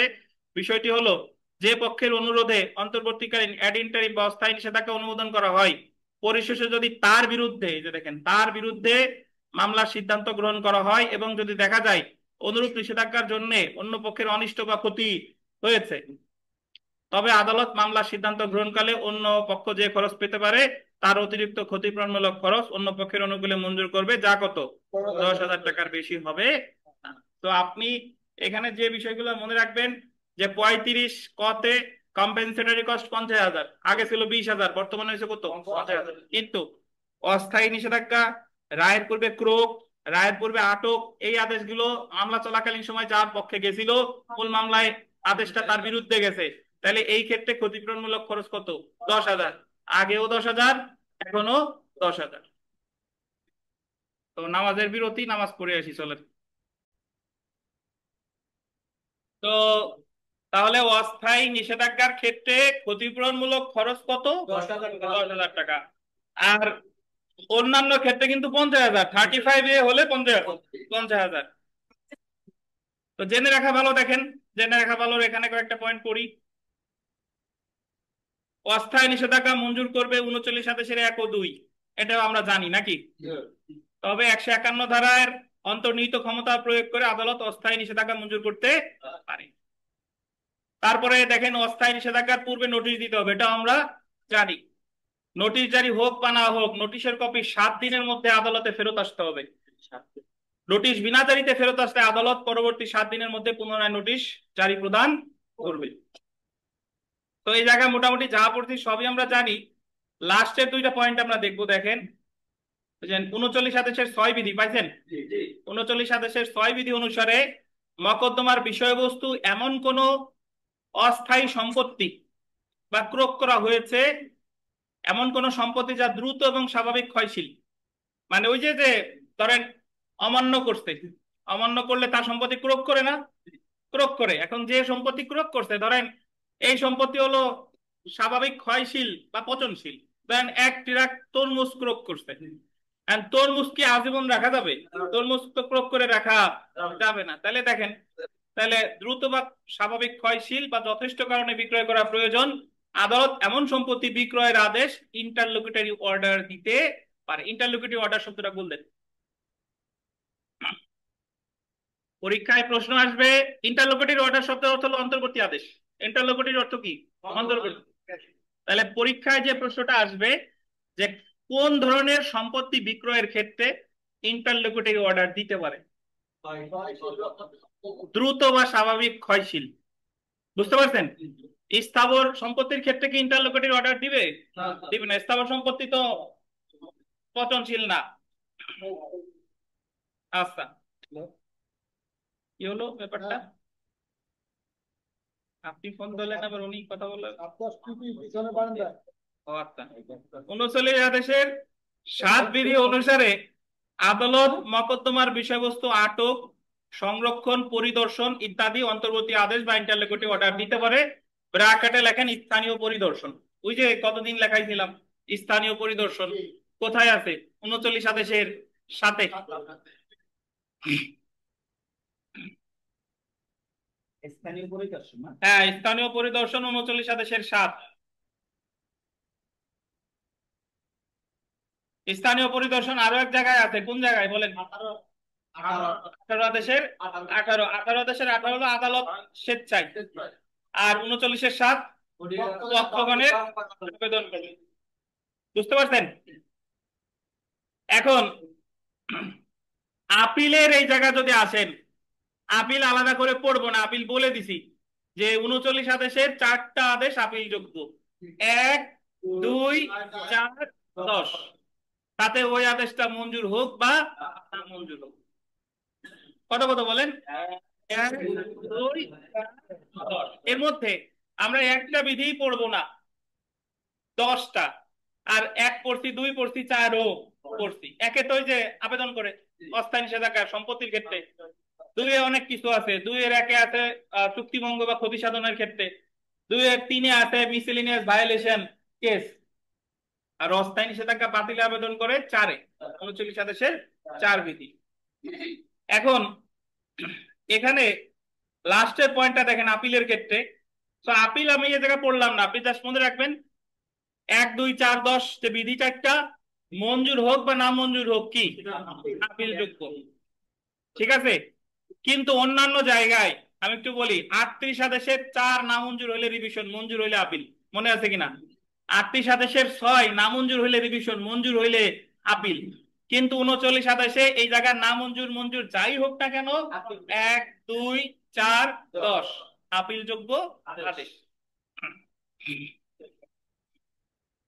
এরপরে দেখেন 39-10 বিধির অধীন অর্থ জামানতের কোনো আদেশের বিরুদ্ধে আপিল করা যাবে। এখন আমাদের এখানে অনেকে আছেন, আপনারা মাঝে মাঝে জিজ্ঞেস করেন, আপনাদের কেউ করেন নাই যে তার 39-10 কি আছে? 39-10 আমরা পড়ি নাই, বাট 10টা হলো 39-10 এর নিচে একটু লিখে রাখেন অস্থাবর সম্পত্তি।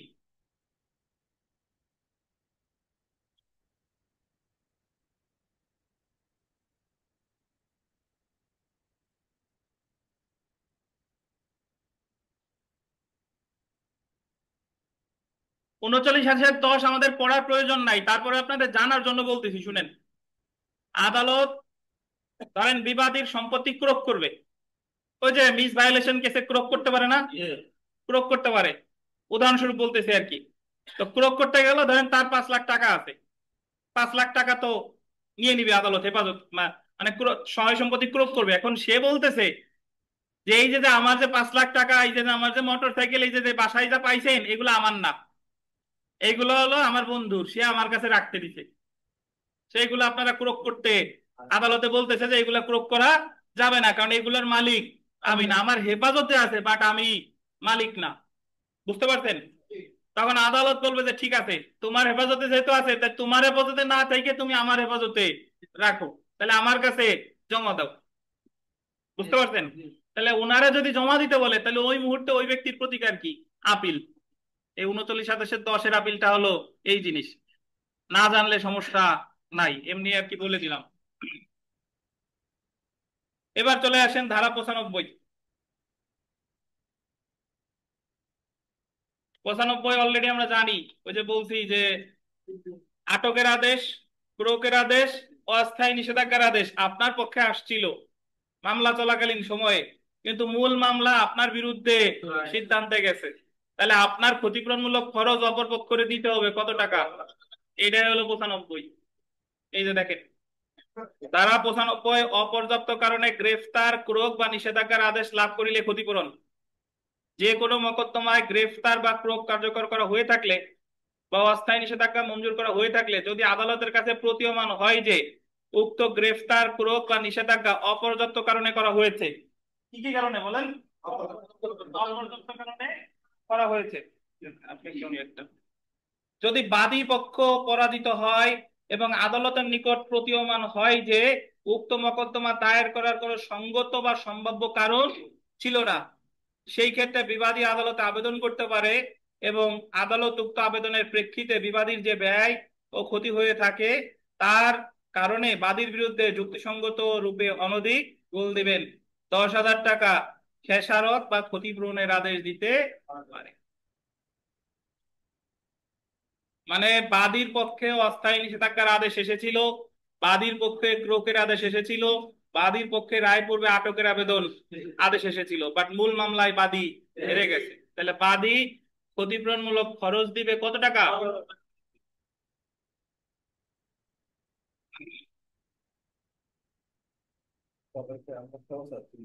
খান খান খান, আমরা খাইছি আপনার এখানে। আচ্ছা, এবার প্রশ্ন নিচ্ছি অনলাইন অফলাইন। ভাই আপনাদের অস্থায়ী নিষেধাজ্ঞার আদেশ 39 করলাম, কার কি প্রশ্ন আছে সিরিয়ালি করেন, আমি উত্তর দিই।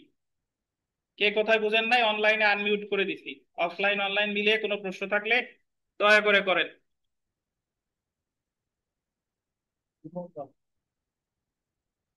সাহেব তো রেগুলার আসে, আজকে আসে নাই। কারো কোনো স্যার প্রশ্ন আছে? বাধ্যতামূলক হ্যাঁ বলেন বলেন। স্যার বাধ্যতামূলক নিষেধাজ্ঞাটা একটু আবার বলবেন? বাধ্যতামূলক নিষেধাজ্ঞা হলো জুনাইরা, যখন আপনার কোনো ঘটনা ঘটে গেছে, ধরেন আপনার প্রতিবেশী আপনারা যদি হুমকি দিত যে দেয়াল দিব, এই মুহূর্তে দেওয়াল এখনো দেয় নাই, আপনার প্রতিকার ছিল স্থায়ী নিষেধাজ্ঞার মামলা করা। আর যখন আপনার হুমকি দেয় নাই, সে দেয়ালও দিয়েও ফেলছে, মানে ঘটনা ঘটে গেছে, তখন মামলা করতে হবে বাধ্যতামূলক নিষেধাজ্ঞা। মানে যখন ঘটনাটা ঘটে গেছে তখন করতে হবে বাধ্যতামূলক। স্যার জি। আগে কি স্থায়ী নিষেধাজ্ঞা মানে আর আর্জি দেওয়ার দরকার আছে এটার জন্য? না। আচ্ছা, এটা ডিরেক্ট মানে আর্জিতেই বাধ্যতামূলক নিষেধাজ্ঞা চাইতে হ্যাঁ, হবে? ডিরেক্ট বাধ্যতামূলক নিষেধাজ্ঞা আরজি আকারেও দেওয়া যায়, আর যদি কোনো মামলার মধ্যে ঘটনা ঘটে যায় তাহলে দরখাস্ত আকারেও দেওয়া যায়। অর্থাৎ যখন ঘটনাটা ঘটছে আপনি কোনো মামলা করেন নাই, তখন বাধ্যতামূলক নিষেধাজ্ঞার মূল মামলা করতে হবে। আর যখন অলরেডি একটা আচ্ছা মামলা চলমান আছে, এই সময় ঘটনা ঘটে গেছে, তাহলে বাধ্যতামূলক অস্থায়ী নিষেধাজ্ঞার দরখাস্ত দিতে হবে, অস্থায়ী বাধ্যতামূলক নিষেধাজ্ঞার দরখাস্ত, তখন আর মূল মামলা করার দরকার নাই।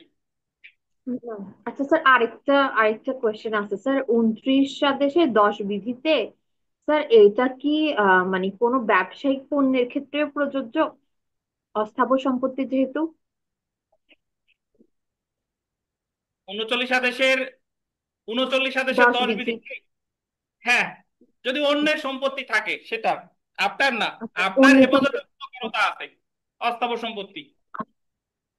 মানে ধরেন স্যার, এরকম যদি হয় যে আমার ব্যবসায়িক প্রতিষ্ঠান কিন্তু মালটা অন্যজন কিনে নিছে, হ্যাঁ, কিন্তু আমার গোডাউনে আছে, আমি ডেলিভারি করব, হ্যাঁ, হবে হবে ওই হবে ক্ষেত্রেও কি হবে জি, হবে। ঠিক আছে, থ্যাংক ইউ স্যার। আচ্ছা, ঠিক, থ্যাংক ইউ। আচ্ছা, আর কারো প্রশ্ন? মানে স্ট্যাটাস কো শুধু কি স্তর রয়েছে, এখানে ডাকুমেন্ট পুরো করে স্ট্যাটাস কো, এই স্তর রয়েছে হবে, হ্যাঁ, কিন্তু ডাকুমেন্ট হবে না। আদেশে রায়ের জাজমেন্ট স্থগিত থাকবে। এখন আপনি যদি ওরকম হয় যে অমুক আদালতের রায় স্থগিত থাকবে, হতে পারে আদেশ, মামলা চূড়ান্ত নিষ্পত্তি না হওয়া পর্যন্ত আদালতের আদেশ স্টে বা স্থগিত থাকবে। আচ্ছা, আর বলেন, আর কারো আছে? অফলাইনের কারো কোনো জানার কিছু নাই? নির্মল শোনা আছে কিছু? আর কিছু জানেন নাই? আচ্ছা দেখেন, আমরা প্রশ্ন করি তাইলে। আপনারা একটা জিনিস কি লক্ষ্য করছেন, গতদিন রায়ের পূর্বে আটক করছিলাম, এটা হলো 94A, রায়ের পূর্বে ক্রোক করছিলাম, ওটা হলো 94B, আর অস্থায়ী নিষেধাজ্ঞা 94 কত, সি, বুঝছেন? আচ্ছা, এখন দেখেন, the Code of Civil Procedure 1908-এর কোন বিধানটি নিষেধাজ্ঞা সম্পর্কিত নয়? বলতেছে যে কোন বিধানটি নিষেধাজ্ঞা সম্পর্কিত নয়। দেখেন, 94C কি নিষেধাজ্ঞা সম্পর্কিত না? তারপরে এই যে হলো অর্ডার 39-এর 1-2 নিষেধাজ্ঞা সম্পর্কিত না? অর্ডার 39-এর রুল 5A এটাও কি? তাহলে নিষেধাজ্ঞা সম্পর্কিত নয় কোনটা? 94। এখন শুনেন, আপনি যখন এমসিকিউ পরীক্ষা দিতে যাবেন, তখন এরকম একটা পরিস্থিতির সৃষ্টি হবে যে চারটা, একটা প্রশ্ন করছেন, ওই প্রশ্নে চারটা উত্তর আছে, ওই চারটার ভিতরে আপনি কোনটা উত্তর সেটা জানেন, কিন্তু বাকি তিনটা সম্পর্কে আপনার কোনো ধারণা নাই। এ হলো এক।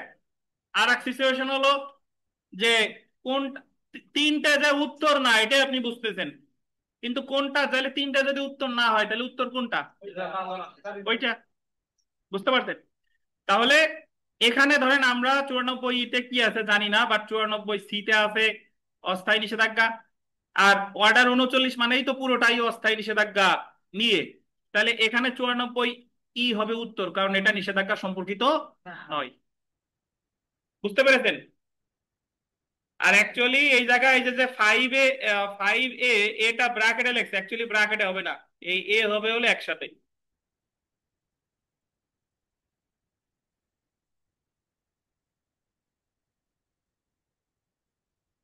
আমরা 3 নম্বর প্রশ্নটা পড়ি, দেখেন,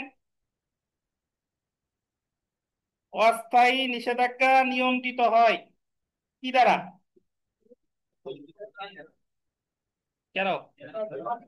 3 নম্বর প্রশ্নটা করেন, অস্থায়ী নিষেধাজ্ঞার সংজ্ঞা দিচ্ছে 53-তে, নিয়ন্ত্রিত হয় দেওয়ানি কার্যবিধি দ্বারা। বুঝছেন?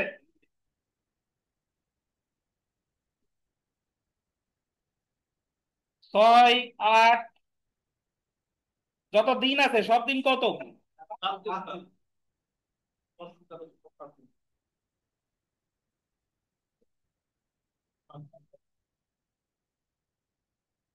7 দিন। বাট এই জায়গা 8 নম্বর প্রশ্নটা দেখেন, এই জায়গায় বলছে যে অস্থায়ী নিষেধাজ্ঞা মঞ্জুরের পূর্বে আদালত কর্তৃক অপর পক্ষকে নোটিশ বিনা জারিতে ফেরত আসলে আদালত পরবর্তী কতদিনের মধ্যে পুনরায় নোটিশ জারি করবে? উত্তরে বলছে গ, বাট অ্যাকচুয়ালি উত্তর হবে কত? ক, 7 দিবসের মধ্যে। আর ব্যাখ্যাও 20 আদেশের 5 বিধি না, হবে কত? 5 আদেশের 20 বিধি।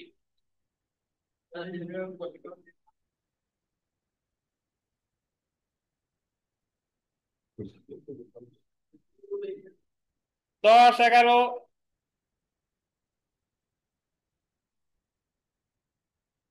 13, 14, আর পারবেন সব ইনশাল্লাহ। দেখেন সব পড়ো স্যার। সব পড়া এই জায়গা, জি। আমরা চলে আসি তো যাবেন তো?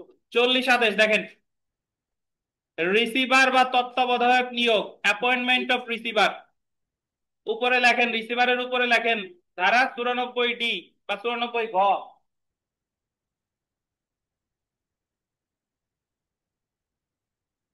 এটা কি ব্র্যাকেট হবে? হ্যাঁ, ব্র্যাকেটে, জি। ওই যে আগের গুলার মতো। 94 এতে হলো আটক, বিতে হলো ক্রোক, সিতে হলো অস্থায়ী নিষেধাজ্ঞা, আর 94D-তে হলো রিসিভার। তাহলে রিসিভার সম্পর্কে আদেশ আছে কত বলেন? 40 আদেশ। তো আমাদের দেওয়ানি কার্যবিধিতে রিসিভার 94 ধারা ছাড়াও আরো এক জায়গা আছে, আমরা পড়ে আসছি, কেউ পারেন নাকি দেখি, বলেন। 94 ধারা ছাড়াও রিসিভার আরো এক জায়গা আমরা পড়ছিলাম। অনলাইনে যারা আছে তারা পারবে না, স্ক্রিনে লেখা আছে তো, কিন্তু অফলাইনে যারা আছে তারা বলেন কোন জায়গায়।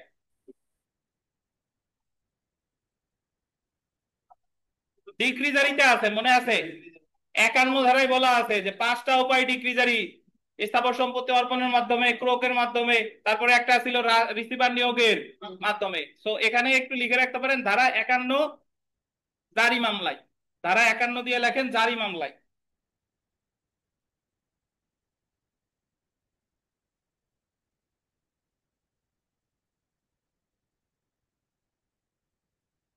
কি মামলায় বলেন?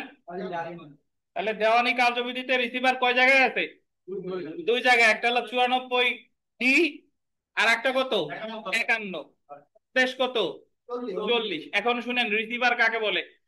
যে কাজটা মানে ওই আদালত কোনো সহায় সম্পত্তি ক্রোক করলো, এখন ক্রোক করার পরে জজ সাহেব তো আর ওই জায়গায় যায় বসে থাকবে না ক্রোককৃত সম্পত্তি পাহারা দেওয়ার জন্য।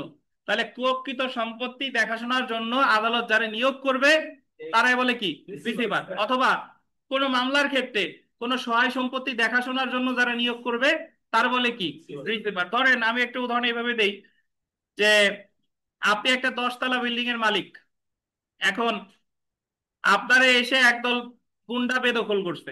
এখন ওই 10 তলা বিল্ডিং এ 100টা ফ্ল্যাট আছে বা 50-60টা ফ্ল্যাট আছে। এখন আপনি দখল পুনরুদ্ধারের মামলা করছেন। দখল পুনরুদ্ধার মামলার সাথে সাথে মধ্যবর্তী মুনাফা চাইছেন। আর মধ্যবর্তী মুনাফা কেন চাইছেন? যে ওর অর্ডার, আমার যে 60টা ফ্ল্যাট আছে, ফ্ল্যাট ভাড়া দিয়ে তো অনেক টাকা পয়সা পাবে, তাহলে এই জন্য মধ্যবর্তী মুনাফার সাথে সাথে মামলা আপনি রিসিভার নিয়োগেরও দরখাস্ত দিচ্ছেন। যে যতদিন আমি মামলায় তো ইনশাল্লাহ জয়লাভ করব, যতদিন পর্যন্ত এই সম্পত্তি তার দখলে আছে ততদিন পর্যন্ত রিসিভার যাতে ফ্ল্যাট থেকে কত টাকা ইনকাম হচ্ছে এটা যাতে তার গোচরে থাকে। বুঝতে পেরেছেন? তাহলে রিসিভার হচ্ছে আদালতের নির্দেশ অনুসারে কোনো সহায় সম্পত্তি বা মামলার বিষয়বস্তু তত্ত্বাবধান করে থাকে। আচ্ছা, তো এখন দেখেন কমিশন। অনেকে আবার আপনারা গুলাই ফেলেন যে কমিশন আর রিসিভার কি। কমিশন হলো যে কাজটা স্বয়ং আদালতের করার কথা, আদালত সাক্ষ্য গ্রহণ করতে পারতেছে না, আদালত সরাসরি হিসাবের খাতা পরীক্ষা করতে পারতেছে না, তখন আদালত একজনকে পাঠায় যে তুমি আমার পক্ষ থেকে যাও, তারে বলে হচ্ছে কমিশন। তো রিসিভার কে দেখেন, রিসিভার হলো আদালত কর্তৃক নিয়োগকৃত স্বার্থবিহীন ব্যক্তি যে বিরোধীয় সম্পত্তি রক্ষণাবেক্ষণ, সংরক্ষণ, ভাড়া, লাভ, খাজনা আদায় ও দায় পরিশোধ করে থাকে। এখন 40 আদেশের এক বিধি দেখেন, রিসিভার নিয়োগ। 40 আদেশে মোট 5টা বিধি আছে। প্রথম বিধিতে বলছে রিসিভার নিয়োগ। বিধি 1, রিসিভার নিয়োগ। আদালত ন্যায়সঙ্গত ও সুবিধাজনক মনে করলে গোল দিবেন ডিক্রি প্রদানের পূর্বে বা পরে কোন সম্পত্তি রিসিভার নিয়োগ করতে পারে। কখন বলেন? মানে ডিক্রি প্রদানের পূর্বেও পারে, পরেও পারে। কিন্তু এই জায়গায় একটু পাশে ফাঁকা জায়গা আছে, লেখেন যে সুনির্দিষ্ট প্রতিকার আইনের 44 ধারা অনুসারে, সুনির্দিষ্ট প্রতিকার আইনের 44 ধারা অনুসারে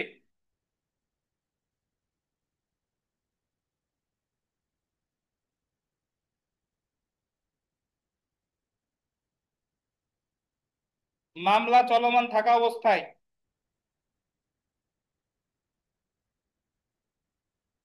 44 মামলা চলমান থাকা অবস্থায় আদালত রিসিভার নিয়োগ করতে পারে।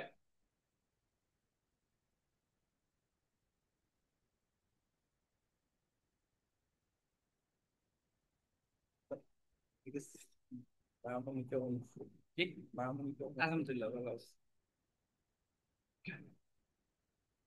আদালত চলমান থাকা অবস্থায় কি রিসিভার নিয়োগ করতে পারে। আচ্ছা, এখন শুনেন, তাহলে সুনির্দিষ্টতে যদি সুনির্দিষ্ট প্রতিকার আইনের 44 ধারায় যদি রিসিভার নিয়োগ করে, তাহলে মামলা চলমান থাকা অবস্থায় পারবে। আর দেওয়ানি কার্যবিধির 40-27 এক বিধি অনুসারে কি ডিক্রি প্রদানের পূর্বেও পারে, পরেও পারে। বুঝতে পারছেন? এক রিসিভার কত জায়গায় আছে, আর জ্বালাবো না আপনাদের। আরো ফৌজদারিতেও রিসিভার আছে। ফৌজদারিতে রিসিভার আছে 88 আর 146 ধারায়। এটা লিখলে লেখেন, না লিখলে নাই। সিআরপিসি তে আছে ধারা সেকশন 88 and section 146,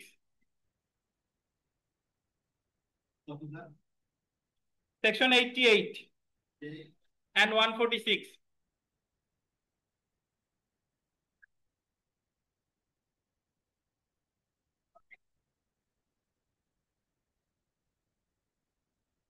পরের লাইনটা দেখেন, সম্পত্তির দখল তত্ত্বাবধান হতে কোনো ব্যক্তিকে অপসারণ করতে পারে, উক্ত রিসিভারের দখলে ব্যবস্থাপনায় রাখতে পারে, মকদ্দমা আনয়ন আত্মপক্ষ সমর্থন সম্পর্কে সম্পত্তি আদায়করণ ব্যবস্থাপনা নিরাপদকরণ সংরক্ষণ উন্নয়নের জন্য খাজনা মুনাফা মোটামুটি এতটুকু মনে রাখবেন। একজন মালিক যা যা করতে পারে রিসিভারও তাই তাই পারে। তাহলে রিসিভার যে নিয়োগ, এটা 40 আদেশের কত বিধি?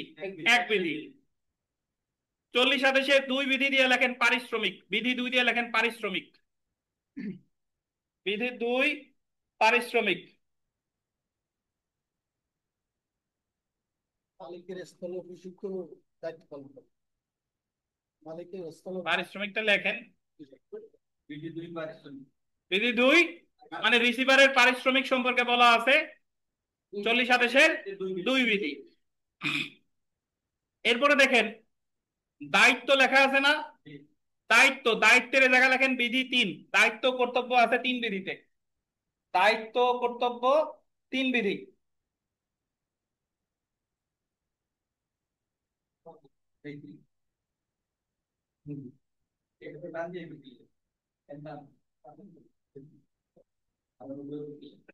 পাইছেন? তাহলে রিসিভার নিয়োগ 1, পারিশ্রমিক 2, দায়িত্ব কর্তব্য কত? 3। এই যে দেখেন, আদালত কর্তৃক নির্ধারিত জামানত প্রদান করবে, আদালত কর্তৃক নির্দেশিত মেয়াদে হিসাব প্রদান করবে, আদালতের নির্দেশ মতো তার নিকট হতে প্রাপ্য টাকা পরিশোধ করবে, তার ইচ্ছা মতো খেলাফি বা গুরুতর অবহেলার দরুন সম্পত্তির ক্ষতি সাধিত হলে তার জন্য দায়ী হবে। বিধি 4 লেখেন অপসারণ, বিধি 4 লেখেন অপসারণ।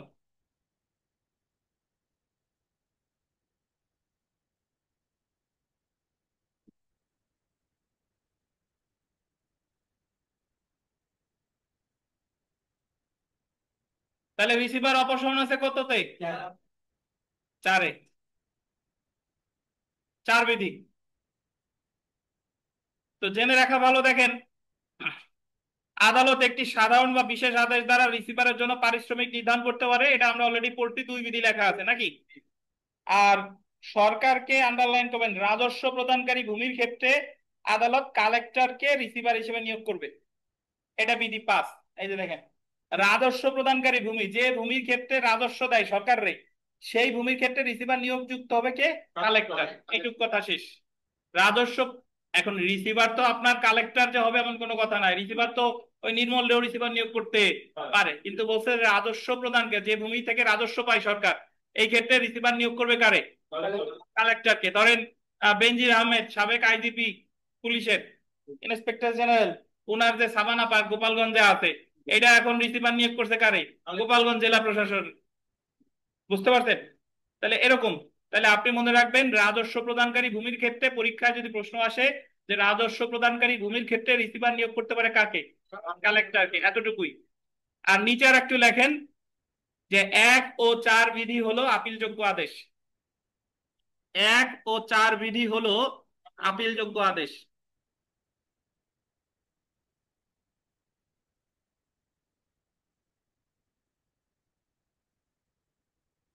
ব্র্যাকেটে লিখবেন মঞ্জুর না মঞ্জুর যাই হোক না কেন।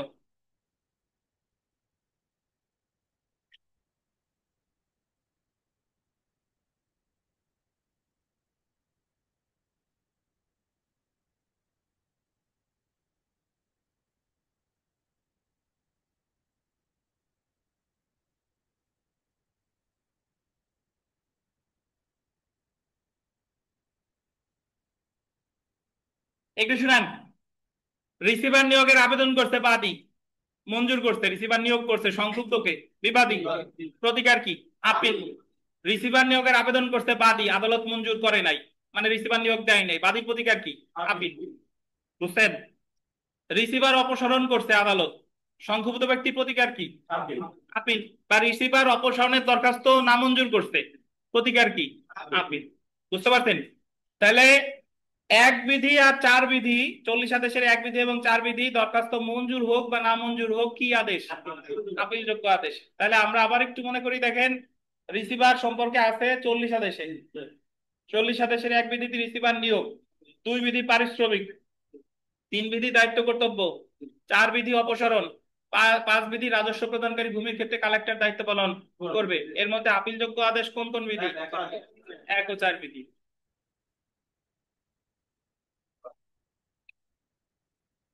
বিগত বছর প্রশ্নটা দেখেন, রিসিভার নিয়োগ দেওয়া হয় the Code of Civil procedure 1908 এর ড্যাশ অনুযায়ী।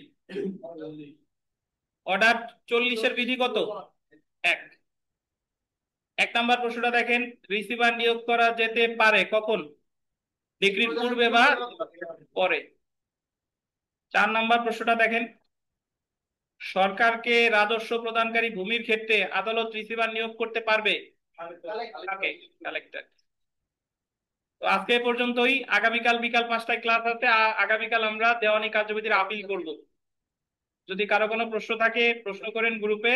আর এখন আমরা পরীক্ষায় চলে যাবো, এখন ক্লাস টেস্ট অনুষ্ঠিত হবে ইনশাল্লাহ।